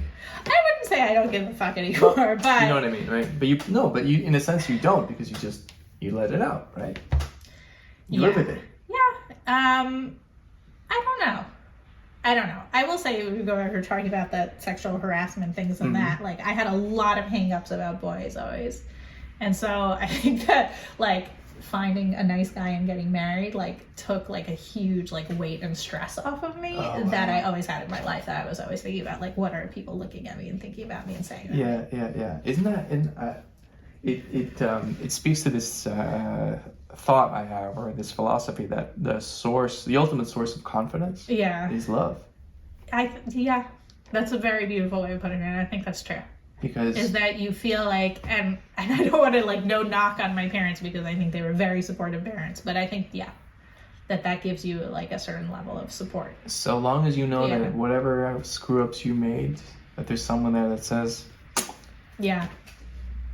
like, that just gives you all the ammunition you need to keep going, right? That's very beautiful. I'll be fine. That's true. Yeah. So I think about that with my kids, it's like, I love you, love you, love you, love you. Right. Yeah. Because, that's, if ever there's one thing I want for my kids, and this is like, I really have to be careful as a parent, because, you shouldn't want anything for your kids. It's their lives at the end of the day, right? But I want them to just have the confidence to just do whatever it is that they feel and want and love to do. And that's so hard, it's so hard. It is, because I can say this as a child of parents who, like I had said earlier, my parents are both lawyers. They have very strong opinions that they express. Yeah. And they always, and they still do, say that they love me no matter what. But I always had a very clear idea of what my parents want for me. They meaning that they told you, we want you to do we want you to do this. Yeah, but even sometimes when they don't tell you, it's like nowadays that we're adults, my mother always says, I never pressured my kids about school. And I always felt like if I didn't get an A, like, I would be in trouble. And I don't know who's right. I don't know if it was like something my mom said to me, or if there was like an internal feeling. Yeah. She wasn't like, it's not like, she was sending me to like tutors and cramming and whatever. Like, I was doing this myself. It's true. Right. And I did most of my school projects myself. Like, I didn't need her to do it with me. Right. But what was it that made me feel like I would be a huge disappointment if I didn't do well, Yeah, well, that's actually very easy for a child to pick up on, because I'm just learning this now. It's with my eldest, like, he has a bit of self-esteem issues, and my older sister, she's a psychologist, and she says you have to be careful with how you praise and also castigate, which is, if you only praise when your child does something extraordinary, say, then the signal they pick up is, I will get approval from my parents only when I perform at my peak, right? And if I'm making mistakes and I'm being, constantly told or punished or whatever, only when I do those things, then there's also this you instill in them a fear to make mistakes, which is terrible, because mistakes are how you grow. How you learn. Yeah. Mistakes aren't even mistakes, right? It's they're gifts, Yeah. Screw-ups, that's what teaches you the real stuff, Yeah. Playing it safe, man, that you don't really learn that much, and so I don't know, it's so difficult to be a parent. Yeah, it really is. You think about these things, like, yesterday I was just talking about, like, food, right? How, like, I don't want to reward my kids with food, because that messes up your relationship with food. Like, I feel like I reward myself with food, and that's not good, especially now that I just had babies, so I want to lose that weight. But, like, I also don't want my kids to have the habit that every day at 4:00 they have something sweet. They have, like, a piece of cake, which is basically how I grew up. I mean, I grew up eating, like, Drake's cakes every day after school. Yeah. And it's hard to, like, break, like, the expectation of, like, this is what a childhood should look like, this is what you're supposed to do. Yeah. And try to build, like, new habits and ideas for your kids. The fact that they're growing up in, like, a completely different environment that I grew up in maybe makes it a little bit easier. But, you have to think of ways to reward your kids that are not, like, giving them a chocolate or candy. Which, but even this thing that you're trying to break, this habit with the snacks. Yeah. Well, they're hungry after school, so, like, you have to bring them something. But, right. No, of course. Kids are constantly snacking. Yeah. But what makes you think that that's something you need to change? You know, like, do you look back on it fondly? I feel like I do look back on it fondly, but I feel like I feel a need for sweets every day in a way that's like not healthy. Okay. To like break, I don't want, I want to like break my sugar addiction. I don't want to stop eating sugar because I know that that's going to be like too much for me, but I would like to be a person who doesn't feel like she has to eat chocolate every single day of her life. Right. So I would like my children to also be people who feel like they don't need to eat chocolate every day of their life. And I don't deny them chocolate, but I try to make it that it's not an everyday food. The thing is, though, the balance is so strange because some kids, they can just eat all the junk food in the world growing up, and then at some point they just don't care. You know, they're not into it. Now, yes, obviously, if you give them junk food, they get obese and develop all sorts of health problems. That's terrible. Yeah. It's just very difficult to know what the right balance is. You're right, it's healthy behaviors, but if you look back on it fondly, and here you are, fulfilling your dreams, as you said, right? That's what's so weird. It's like, I don't know if you ever had this thought, but this just goes to show you how arrogant I was as a dad, that, when they had our first son, and he was such an easy baby, and I was having a blast. Like, it was the most natural, easy thing for me. I didn't care about the crying. Like, it didn't affect me, Yeah. And now that I'm seeing that my son has, he comes home and he screams at me and we have arguments and stuff, it's like, oh, fuck. Yeah. I am not good at, not that I'm not good, but I'm just a normal parent, Right. Yeah, I get that. I mean, right. When I lose patience and I yell at my kids and then I'm like, oh shit, why did I yell at them? Yeah. But we all do it. Yeah. We all do it. And isn't that bizarre also when you walk on the street and you see all these happy families and these happy parents, and like, I know what you're doing. Don't lie to me. And when you see like a toddler have a meltdown in public and the parents like does not know what to do with them or is yelling at them, you're like, I can relate. Like I will never judge those people again. Have you ever been the parent that's gone a little bit too far in public? I think I've done that. In public? Yeah. I guess it probably depends what you think is too far. Well, but I know, by your own standards. I don't think so, actually. I don't know. Maybe in front of like friends on play date. The thing that my daughter does that drives me crazy is when she has a play date and the play date ends. She won't let go. Like either we're at someone's house and I need to get her out of that person's house and she's like barricading the door, or like or if her friend has to leave, she'll like hold her friend for dear life, and I'm like, you can't do this. Like, and that's the thing that's like, it's in front of other people. And I'm like, how do we get out of this situation without me like yelling in front of these other parents? Can I tell you something? Yeah. The first thought that came to my mind when you told me this story was I imagined you protesting the Gaza disengagement plan. That's precisely what that was. Could be. She is your daughter. She does not want to disengage from her friends. So on the online you, right? Yeah. So there's the you that just lets it out. Like you say what you think. Do you also think that is also the online you? Like, are you like this as well in person? I think I'm not as clever in person. No, like on Twitter, I can take time to think about what I'm going to say. And try to say it in the most clever way in 280 characters. In real life, I think I'm not as like witty, takes time. I don't know. I'm just in talking to you, you're a very lucid thinker. Thank you. Yeah, no, really. I mean, I also, at this point, I have probably like 10 years experience of like public speaking about Israel and issues in Israel, so that helps. Okay. But I definitely think like I'm funnier and whatever when I can sit and think of a joke. Yeah, but what about when I feel like when you start shooting fire is when you start clapping back at people who get snarky with you. Yeah, but I have to do less of that because it drives me. It's too upsetting. Like I can't. Like I try not to let people get into my head, especially because some of them are just like strangers. But like also I don't want to be a person who's just like negative all the time. You know? Yeah. So I'm trying to not to feed the trolls, as we say, but occasionally I do it anyway. Yeah. Why is it just something like an ego thing? You just can't let it go? Like what? I think Well, you like said it was one Revenge- of my Revenge of the Nerds, you said. Revenge of the Nerds is one of these weaknesses where I'm like a know-it-all, you know, where I'm like, this person's wrong and I know why they're wrong, so I have to say it. Like I can't let there's you know XKCD? No. Oh, okay. It's this webcomic. It's like a very popular webcomic. And they have this one that is just like story of my life where one person's like, you hear there's like a word bubble like from someone who you don't see saying like, honey, where are you? Come to bed already. Okay. And you see a guy sitting at the computer saying, I can't come now. Someone is wrong on the internet. So like, I relate way too strongly to that. And I need to like, you know, resist. Because it's just like a time suck. And it's just like, why get angry arguing with people who like you don't even know and you're not going to change their mind?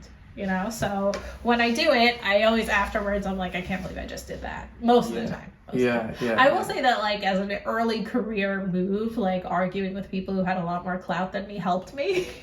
But that's like the bad side of the internet is that like you build notoriety by arguing with people, by being not so nice. But, I mean, there's nothing wrong with debating things, but yeah. It just gets so snarky, and you know, people are so mean online. Really mean. Yeah. But even when they're not being mean, you can still interpret the text as, right. oh my God, There's you're already... also this great tweet that you see people like bring screenshots of it all the time, where somebody's like, Twitter is the only place where like if you say I love pancakes, then people come at you and they're like, well, why don't you like waffles? Like, no, sorry, those are two different things. I didn't say I don't like waffles. What is your screen time on? Oh God, too much. I don't know. I don't know off the top of my head, but it's like way too much. And now in maternity leave too, I'm like, for the first like month to 6 weeks, I was like really good that I was like taking a break and I was like reading and I was like binging TV shows and I was on Twitter all day. Yeah. And then like at a certain point, something broke. And well, I know what it is. I just felt like the judicial reform and the reaction to it got so hysterical and it annoyed me so much that I broke and I had to say something. Yeah. And then suddenly I'm online reading about judicial reform all day, and that's like not good either. Why Unheard? Why did you write for that? Oh. Like of all the places. Well, I can't write for JPOS. I mean, I can't really work in Israel, right? Because I'm on maternity leave. Oh, okay. And I'm being paid by the government to not work. Okay. So first of all, I was only paid, and also the Jerusalem Post is like 90% more like read by people outside of Israel. So, but I did want to get to people outside of Israel. And I knew that what I was saying was kind of like heterodox. So I wanted to like write in that space. I'd written for Unheard before. Oh, okay. You know? Okay. So. I didn't, I mean, on the one hand, I shouldn't be surprised that everyone is interested in this topic. Yeah. Because they are. Which again is so fucking weird. Yeah, it is. But then on the other hand, like Unheard, like that's, you know. There are people I really respect and like to read and write. Yeah, no. I'm not saying that it's not like it wasn't a criticism of the organization. It's just like I didn't know that they took an interest in Israel. Is all. Oh yeah, this is my third time writing for them, and I think Shundi Moore has written for them. Sure. If you know him, and I think Anshel Pfeffer has also written for them. I'm not sure. Okay. Yeah. It's funny. Do you miss hanging out with journalists? Depends who. No, I miss being in it. The thing that on the diplomatic beat that I missed because of maternity leave that I had the most FOMO for was people went to Kiev with the foreign minister. Like all of my colleagues and the person who's replacing on maternity leave got to go in Kiev, and the foreign minister met with Zelensky, and I was like, this is like, that's actually the biggest story in the world as opposed to judicial reform. Yeah. And I would have liked to have been there, but maybe Bibi will go, and then I'll go with Bibi. Let's talk about these trips for a second, because so I went to the one that where we went to DC for when Trump unveiled the Trump plan, and then afterwards to Moscow. But you're a sideshow. Like you're not really. Yeah, you're watching what's going on and writing down what's going on for the people who aren't in the room. But you're watching what they let you see, right? Right. You know, all the really interesting meetings and conversations that are having by all these powerful people is like way not in your line of sight. The briefing that day Which in one? the Blair House. Yeah. Was one of the most interesting and open, like, best briefings that I had been to. Really? That's the one where Bibi said that we're gonna pass the what was it? We're gonna annex everything on Monday or something, right? His spokesman said that, No, and he then also said something. he was like, I think he at that point he had tempered it a little bit, but he said, we're gonna start working on it right away. Right. Exactly. Yeah. Yeah. And Ron Dermer was there. Ron Dermer Right. never talks to the Israeli media, and he was talking to us. And I don't want to, like, I don't know what we're allowed to say in terms of, like, who said what or what was on and off the record. But they were both there, and they were both happy. And therefore, I guess they were more, like, open. And it was very long. And it was, like, a really good briefing. Yeah. It was a really good one. Because Bibi doesn't trust the media. Sure. And so he usually is not, like, as willing to sort of sit with us for that long. By the way, Yeah. it's I saw polling again. I mean, take what you want from the polling, but the media in Israel, like in many other places, the trust is very low. It's like 20%. Yeah, 22. but I feel like Israelis are obsessed with media, which is really interesting as well. But their corner of media, right? It's not like Right. one place where everyone says, I believe what these people are saying. Oh, maybe. Channel 12 has very, very broad viewership. Okay. So a lot of people are watching Channel 12 from all different walks of life. And I actually think people complain and they say the media is left-wing and elite and whatever. And I don't necessarily dispute that, but I do think that the channels have done a good job trying to at least bring in more voices. Yeah. Sometimes you have a situation where you'll have, say, like a panel. They started in the past few years doing these panels of like 10 people, which I think is, it's just, you don't know what's going on. Like, it's too much. But you'll have a situation where you'll have like 7 left-wingers and 3 right-wingers. And then I'm like, That's totally representative of the country, isn't totally. And then like the right-wingers can't even talk. But when you look at their like reporting staff, I do think you have people from like all different walks of life on channel 12. This is true. To some extent, 12 and 11 definitely, 13 maybe less so. Yeah, but it is still so strange that the left-wing so-called reporters only speak to their ideologically similar political counterparts. Yeah. Well, so the Israeli media historically was party-affiliated media. That's terrible. And that only changed in like the 90s, basically. But I suppose that's what's happening in the U.S., right? Party-affiliated media. Yeah. Right? I mean, that's kind of breaking down when the new people are not even, because like if I think about Ben Shapiro, it's explicitly conservative media, right? Right. You have very few people who, like, you can't necessarily pin them down like a Barry Weiss type person who probably voted Democrat her whole life, but Yeah. Is there something like that in Israel? I don't know. I can't think about it. That's terrible. I mean, I would like the Jerusalem Post to be that way, but I don't know. Well, how is it? It ebbs and flows. Let's put it that way. Like, But it's not like Haaretz. No, obviously, Haaretz is very far. Like, the thing that, like, I think people who don't, like, speak Hebrew and, like, live in Israel don't understand is that, like, the opinions in, like, the editorial line of Haaretz reflects, like, a tiny, tiny fraction of the Israeli population. Like, Meretz did not get into the Knesset. Right. And that's, like, what their editorial line reflects, like, Meretz, basically. But they're very influential. Yes. They're very high-quality publication. They put, they have huge reporting staff, and well written. And so even though they don't have a very broad readership, people in power circles do read it. Like they read it to have that contrarian voice, certainly a contrarian voice. Yeah, it's today, right? They love to read the column every fucking month or something that this is the end of Netanyahu, right, for the last 10 years. Yeah, that's not just them, but yeah.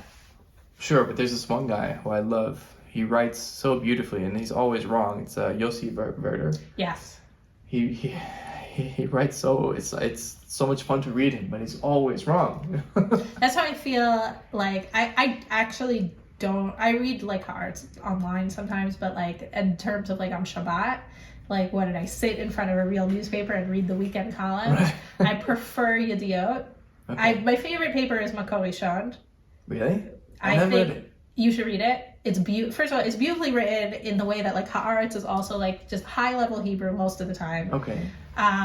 But it is the focus is somewhat different because they're speaking to a religious Zionist audience overall, but they are a really good newspaper generally. Yeah, like a really good weekly paper. But they have also like they don't print. They have real news. They don't print bullshit. No. Okay. They have really good interviews. You should really read them. I remember. I mean, just try sometime. one of the most painful things about my job when I had it was surveying Israeli media, just because there was so much nonsense. Yeah. Yeah. It was just like unsourced crap, things that didn't make any sense. It's really hard in the political journalism like ecosystem in Israel to avoid the unsourced stuff.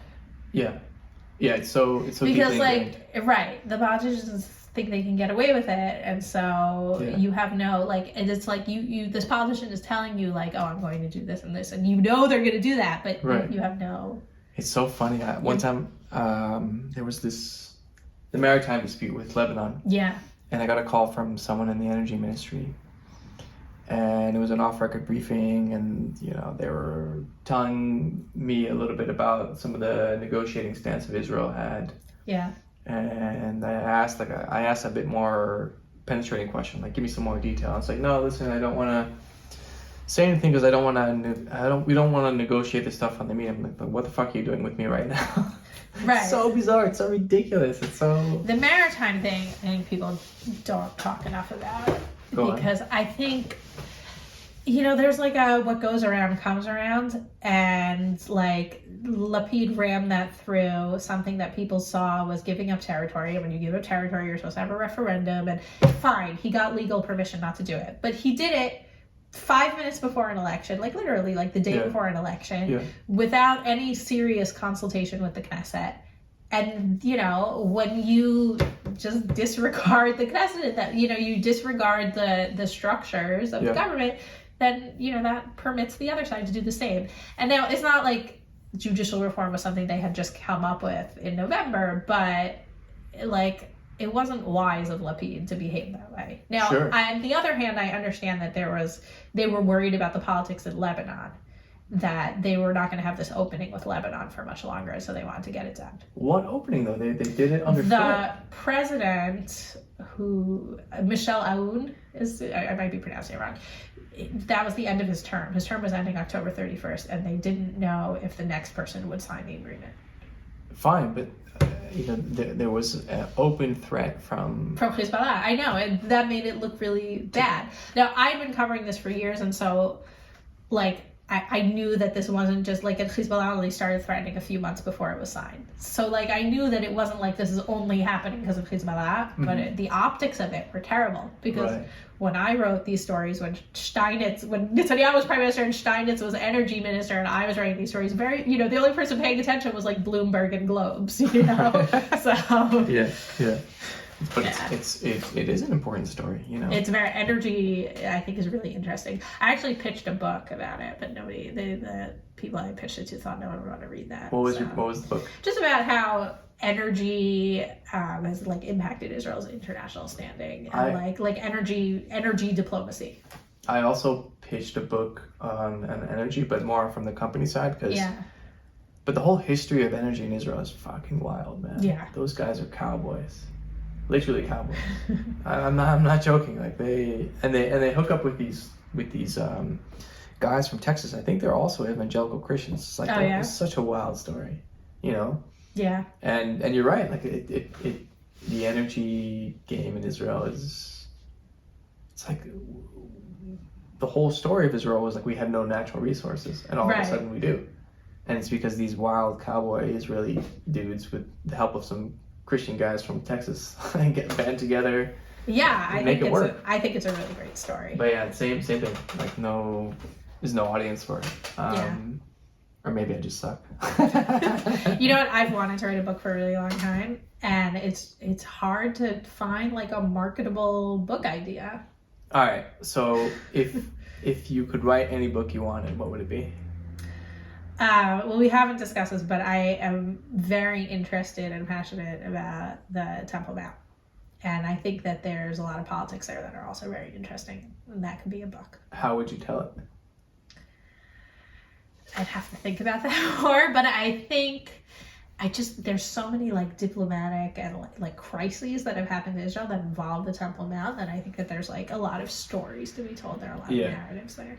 So okay, so that's actually one question it's like, what kind of book am I reading? Like what gets you super excited? What kind of writing do you really like? Is it more the truth is that I get more excited usually reading fiction than nonfiction. Like in my free time, I read novels. Yeah. But in terms of what I read recently in nonfiction. No, what I'm talking about you as a writer. What gets you? What do you love? Oh no, I don't write fiction. I haven't since a very long time.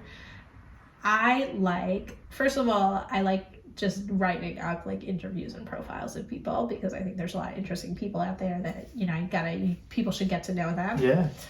One of the more fun interviews I read, it was short, but it was about the woman who runs the @Israel Twitter account. The what? The Israel Twitter account. Okay. She's in the foreign ministry. Okay. They're hilarious. Like, they're the most clever, and they're, like, on top of every social media trend. Really? Yeah, and she's, like, someone who made Aliyah, like, from Brooklyn, and she got a job working on the foreign ministry social media desk in college in Israel. And, just really clever, and has had all sorts of interesting experiences because of it. And so that was a really fun one to write that I wrote a few years ago. How do you leverage, managing a successful Twitter account into an interesting life? No, really, I have no idea. Well, because like it's the Twitter account of Israel, the country, and all kinds of interesting people reach out, and she's now in charge of like all of the social media for the foreign ministry. Okay. And like, just for example, like they have social media in Farsi, so you have all these like Iranian people reaching out and saying like, actually, we don't hate Israel. And, whoa. So it's just. Yeah, she's got to learn and meet all kinds of interesting people. She also travels on a lot of like big events to like live stream and things like that. Okay. Got it. Okay, so that's how it lends itself to a much more rich experience, I suppose. Yeah, she's not just sitting there on her phone all day. Okay, that's what I was imagining. I'm like, right. That doesn't sound that all. But I think she has interactions with interesting people, and she also came up with this idea that like every year on International Holocaust Remembrance Day, a Holocaust survivor takes over the Twitter account and answers people's questions, which is really nice. I think she's a grandchild of Holocaust survivors. Okay. Yeah. Wow. And now she lives here. Yeah. Interesting. Maybe I'll try to talk to her. Yeah, I could get you in touch with her. Cool. What do you think? Have we talked about enough? We've talked about a lot of shit. Yeah, this has been a very broad but honestly, range of things. Who cares? No, that's nothing wrong with it.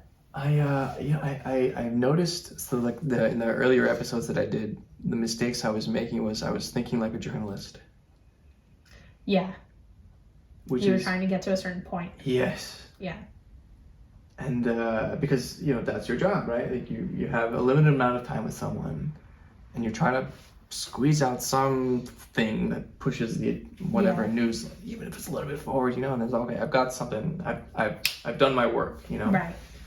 I think that's why people really like Joe Rogan's show, for example, because it just feels like a real just like conversation between people and not like trying to get at something specific. Yeah. It's all over the place. But here's the thing, though, and that's actually the beauty of it. Sometimes I think about it just for this place. It's like that's life. That's how people interact. Like we're not, we don't hold interviews with each other. There's so much of you and me that's in common and also not, but we can. Yeah, and if we bring it back to what we were talking about before, like I think that this is part of the problem, like with the social cohesiveness in Israel that's starting to break apart, is that people are just putting other people in boxes and then dismissing them. Yeah, exactly. Oh, it's terrible. I don't think it's special, like unique to Israel. No. I think it happens in lots of places, but I think that that's a lot of what's going on here. But it's potentially more explosive. Right. In a country that has external enemies, but like here's something that's interesting. Like when I was thinking about the protests, so the people with the guns aren't actually the conservatives. No. You know, the ones trained to use the weapons are the settlers. Well, there's both. I mean, not the Haredim, fine, not so much, but it's all over the place. The settlers and the religious Zionists, yes, they go to the army. And in fact, they probably are the ones with the guns these days, right? They are the ones that sign up. That have guns at home, you mean?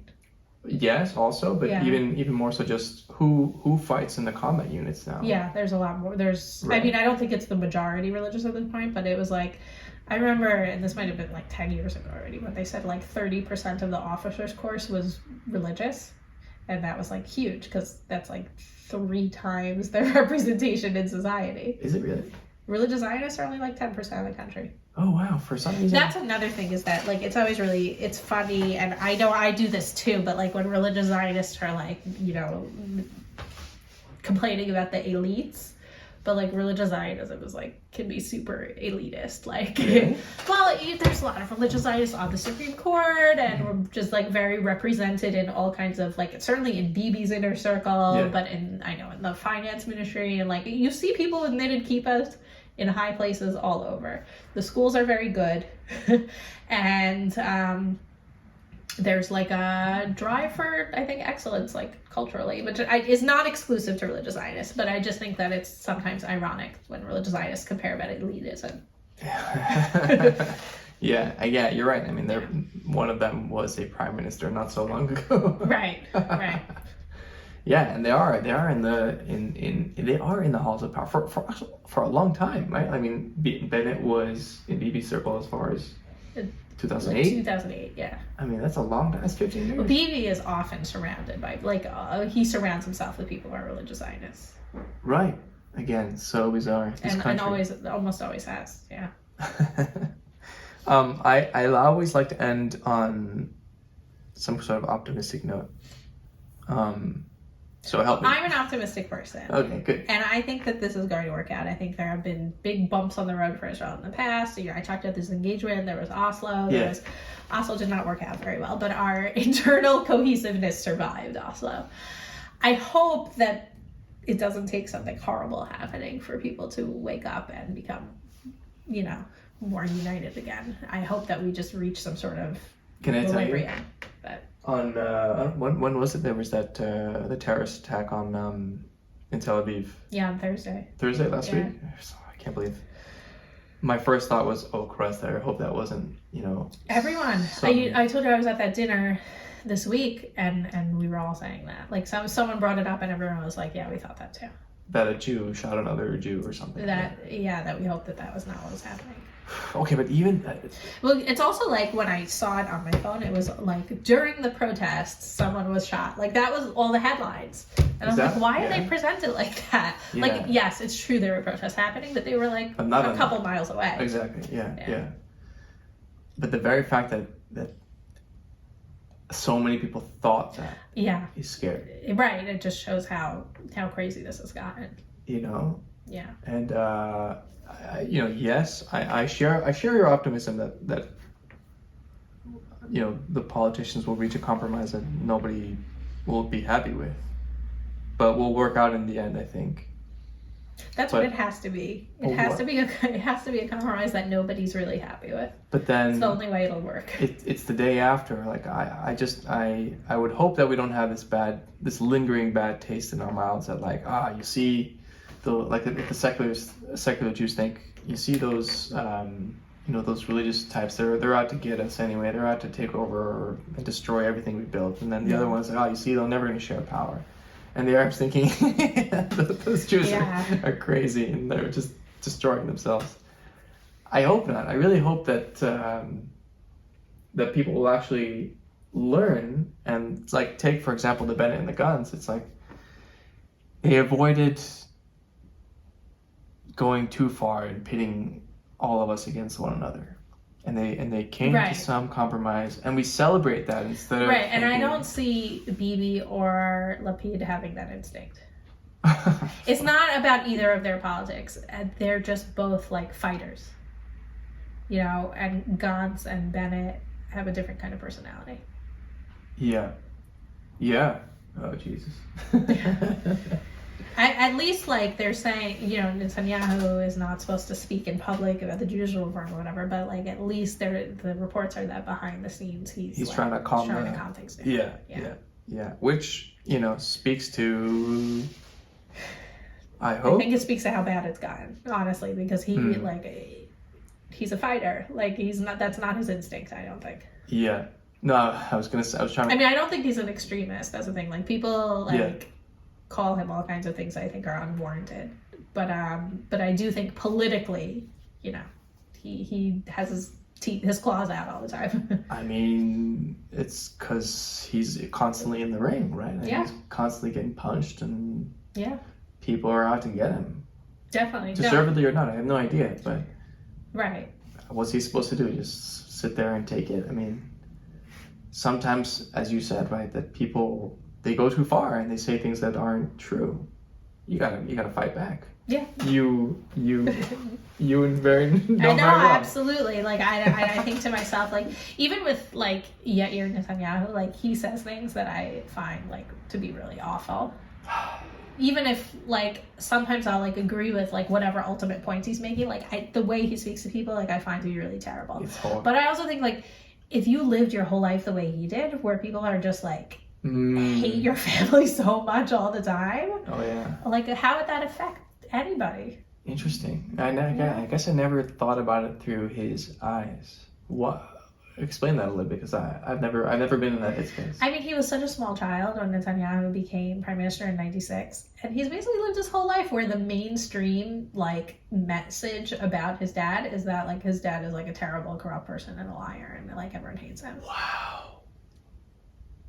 Imagine. I'm just trying to imagine my son thinking that about me. Like, I'm his ultimate role model, because that's essentially what a father is for a son. Right. He's a piece of shit. I think it would make, but he doesn't think his dad's a piece of shit, right? He loves his dad, and so but don't you think that... And by the way, like, people are horrible to Sarah Netanyahu too, who I you know, there's no smoke without fire, and I know reporters personally who, like, Sarah was like really terrible to, like, you know, journalist colleagues. Yeah. That being said, she's demonized at a level that I think is absurd, like absurd and obscene, you know? Sure. This whole thing with the hairdresser, like, sure, it was not wise for her to go to Tel Aviv in the middle of protests to get her hair done. Like, she could have had someone come to Jerusalem. But that doesn't mean that they need to riot outside the hairdresser and trap her there for 3 hours. Yeah.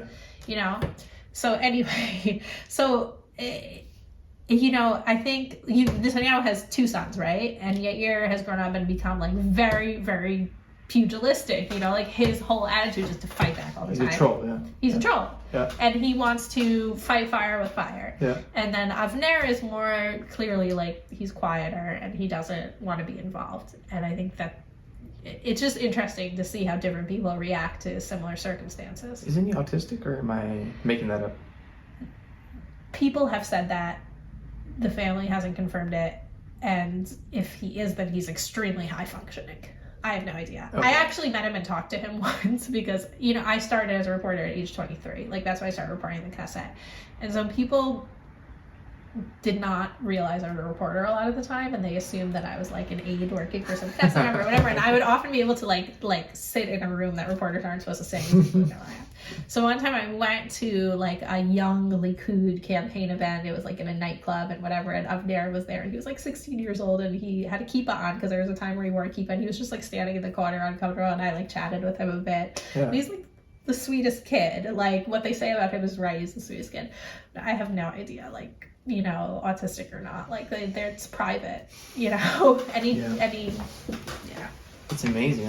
But it's so easy to forget that a lot of this really is individual psychology. And if you're young and people are constantly, not people, but you just walk out on the streets and you see a piece of paper that says your father's a terrible person and your mother's even worse, you might believe some of that, right? Or at least you're going to ask your dad, hey, Dad, and then your dad's never around to explain, no, like... I think, like, I don't think they believe that. I think that they've taken it as, like, they need to fight and protect their family. Like, that's from the reaction I see, because, like, even Avner like has written a few like Facebook posts or whatever, and like it's always very much like what they say about my family is wrong. Right.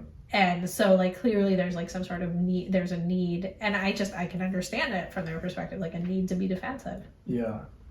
Imagine knowing all that about your parents, how they conducted themselves in all their business meetings, with all their clients, with all... Yeah. Yeah. You'll find out some But stuff. even worse though, because like there's all kinds of accusations of like Netanyahu cheated on Sarah, and they have some kind of like contract, and who knows what's true or not. I mean, they recently Sarah was interviewed and she specifically denied that story, that they have some sort of contract. But that's like, you know, like a mind fuck, like for little kids. Also, everywhere you go in the country, literally everyone knows who your parents are and have a strong opinion about them. Yeah. Well informed or not. And people feel, you know, that it's very trendy now. Everyone's talking about the Nepo babies. Have you seen that? No. Okay, so New York Magazine had an article, I don't know, it was a few weeks ago. Yeah. It was their cover story about Nepo babies, like people who got things through nepotism, and they drew this whole like map of Hollywood and all these people who you didn't know that like actually have like, you know, an uncle who's a producer and blah, blah, blah. Okay. So now everyone who has gained something through nepotism, their nickname is the Nepo baby. That's the new internet slang. Okay. So anyway, so like also like imagine going through life and like anything you do or achieve, like people are just gonna think that it's because of who your parents are. That also sucks. That is the rich kid syndrome, right? Yeah. It doesn't matter what you do, it's always because you've started miles ahead of everyone else. Yeah. You can never accomplish enough. Which, interestingly enough, he's taken to the other direction, hasn't done shit, but yeah. Avner, I think, right. They it's interesting that they're very like opposite in how they respond to these things, from what I could tell. Right. Yeah, who knows? I mean, like, they grew up in the same house. But I find that very, you know, we're talking about parenting, like, I also find that so interesting, you know, like, presumably they're raised the same way, or anybody tries to raise their children the same way, and then they're different people. Yeah. It's interesting how they've kind of become our unofficial monarchy, though. You think? Yeah. Yeah. I don't think that there's going to be, like, a next generation. Who gives a shit if Sarah Netanyahu is getting her hair done? Well, yeah, that's how I feel about it. Like, let her get her hair done. Yeah. This is news. I mean, it's news because she got, you know... Right, but I don't think that... But... I don't think people would care that much about Yair and Avner if they weren't, like, if Yair wasn't so outspoken. Like, you would have news stories, like, when they get into the army, when they finish the army, when they got married, but it would, like, end at that. I don't know. I mean, you know, who they're dating, right? Like, what does anyone know about Yair Lapid's kids, you know? I didn't even know he had kids. Yeah, he does. I mean, and he has a daughter who's autistic, and he has a son who got married the day after we returned from the United States, I think it was. We had a trip to the US, and they were like, we're gonna, because with BB, like, a lot of times you return like half a day later than you expected, right, or whatever, and they said, like, no, we can't have any surprise meetings, we have to stick to schedule because his son's wedding is right after we get Holy back. Shit. Yes, so that I know, but like, nobody knows. And Bennett, nobody would know about Bennett's kids if not his son is like a TikTok star in Israel. Really? That's the only thing I know about his kids. His son is like a TikTok guy. Yeah, Yoni Bennett. He's like the heartthrob of all the teenage girls. What? Yeah. Man, you're like, Bennett literally gets asked on interviews like about his son. No way. Yeah. Is he a good looking kid? He is, and I think he's like I've seen like a few things. Like, I don't have TikTok. I'm not really in that, but like he seems like a funny guy. Okay. Yeah. So he's good looking and charming, and he comes from that family. Yeah. Okay, so he's a golden boy. Yeah. Oh, goodness. Now, look, we'll be all right. This country will be all right. It's so... Crisis is like just a way of life in this place, no? Yes. And I think that's also why it took me a while to like realize, like, almost to like really realize what's going on in that sense, because like there's always a protest. But I think it really comes back to that. But it comes back to that central tension of Jewish, and like even on our daily lives, like there's just everything's being crammed into our existence of both the Judaism and modern life. Yeah. And we just have no time to breathe because we're trying to maintain both at the same time, I think. No, don't. I don't know. I don't find it stressful. I find it just like my life, you know. Like I. Right. So you've found a way to cope with it, but for me, it's like, you know. Like I guess if I didn't keep Shabbat, like I would have more like free time. Like I'd be able to go on trips with my kids. But instead of going on trips with my kids, I'm having Shabbat dinner with them. You know, Shabbat lunch with them. And well, it's okay. So we go on trips at other times. When do you Probably go on not trips? as much as other people, but Yeah. first of all, like they're still little enough that like they can miss a day. You know, they can miss Friday if we want to go somewhere or do something. And then you know we go on vacation sometimes. But it's true, traveling like inside Israel when it's not like a specific like special day off is not easy. But you know we have other things. It's still a family day. Yeah. But I mean, again, coming from where we come from in the U.S., where there's a 2-day weekend. Yeah, I mean, obviously, it would be great to have Sundays. Fuck yeah, man. Yeah. Fucking Jews. And also the kids that they're in school 6 days a week. That's like a lot. Yeah. Yeah. Yeah. But they're in school 6 days a week. It's 5.5. So the parents get a break on Friday. Right. Then I think to myself, well, what did parents do on the weekend? What do parents do on the weekend in America? Like, you don't have that half a day break. I mean, maybe like you put your kid in some sort of sports or something, but... What do you mean? Like, why do the kids have school on Friday morning so that the parents have a break on Friday morning, right? And we have Friday and Saturday off.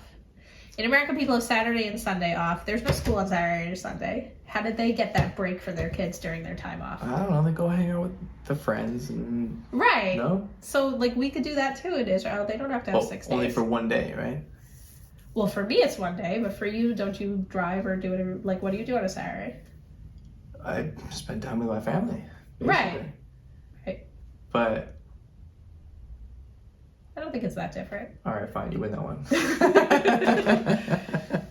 Like I was thinking, like, okay, like when I was growing up, like I sometimes had like activities on a Sunday, right? But it's not like school. Yeah. You know, it's not like it's like an hour at soccer practice or whatever. It's not what it was for me because I never did any sports. But for other people. Now I remember there was a JCC. That's what it was called, right? Yeah, the JCC. So community center, you drop those kids off for like a whole day. So literally, that's kids can do that, right? They can play for 8 hours straight. I mean, and for me, from age like 10, this is very New Jersey, I think. Like, I would just go to the mall on Sunday with my friends, and I would be there from like 10 until it closed. Like, we would just hang out at the mall. Is fucking lame, man. I know. But that's what all the girls I knew did. Like, that's what, unless there was like some sort of special thing going on, like we would just go to the mall. Usually, we'd go to a movie at some point during that long day. We would eat in the food court. We'd buy like milkshakes, and we'd hang out at the mall. Yeah, it's cold. It's cold. It's cold. Yeah. In Miami, it's great. Right. And then really hot. I lived by the beach in the summer. I lived by the Jersey Shore, so at least we had that a couple months of the year. Right. Right. Nah, this was fun. I'm glad we did this. All right. I'm glad you had your third kid and you had time to hang out with me. Sure. Thanks.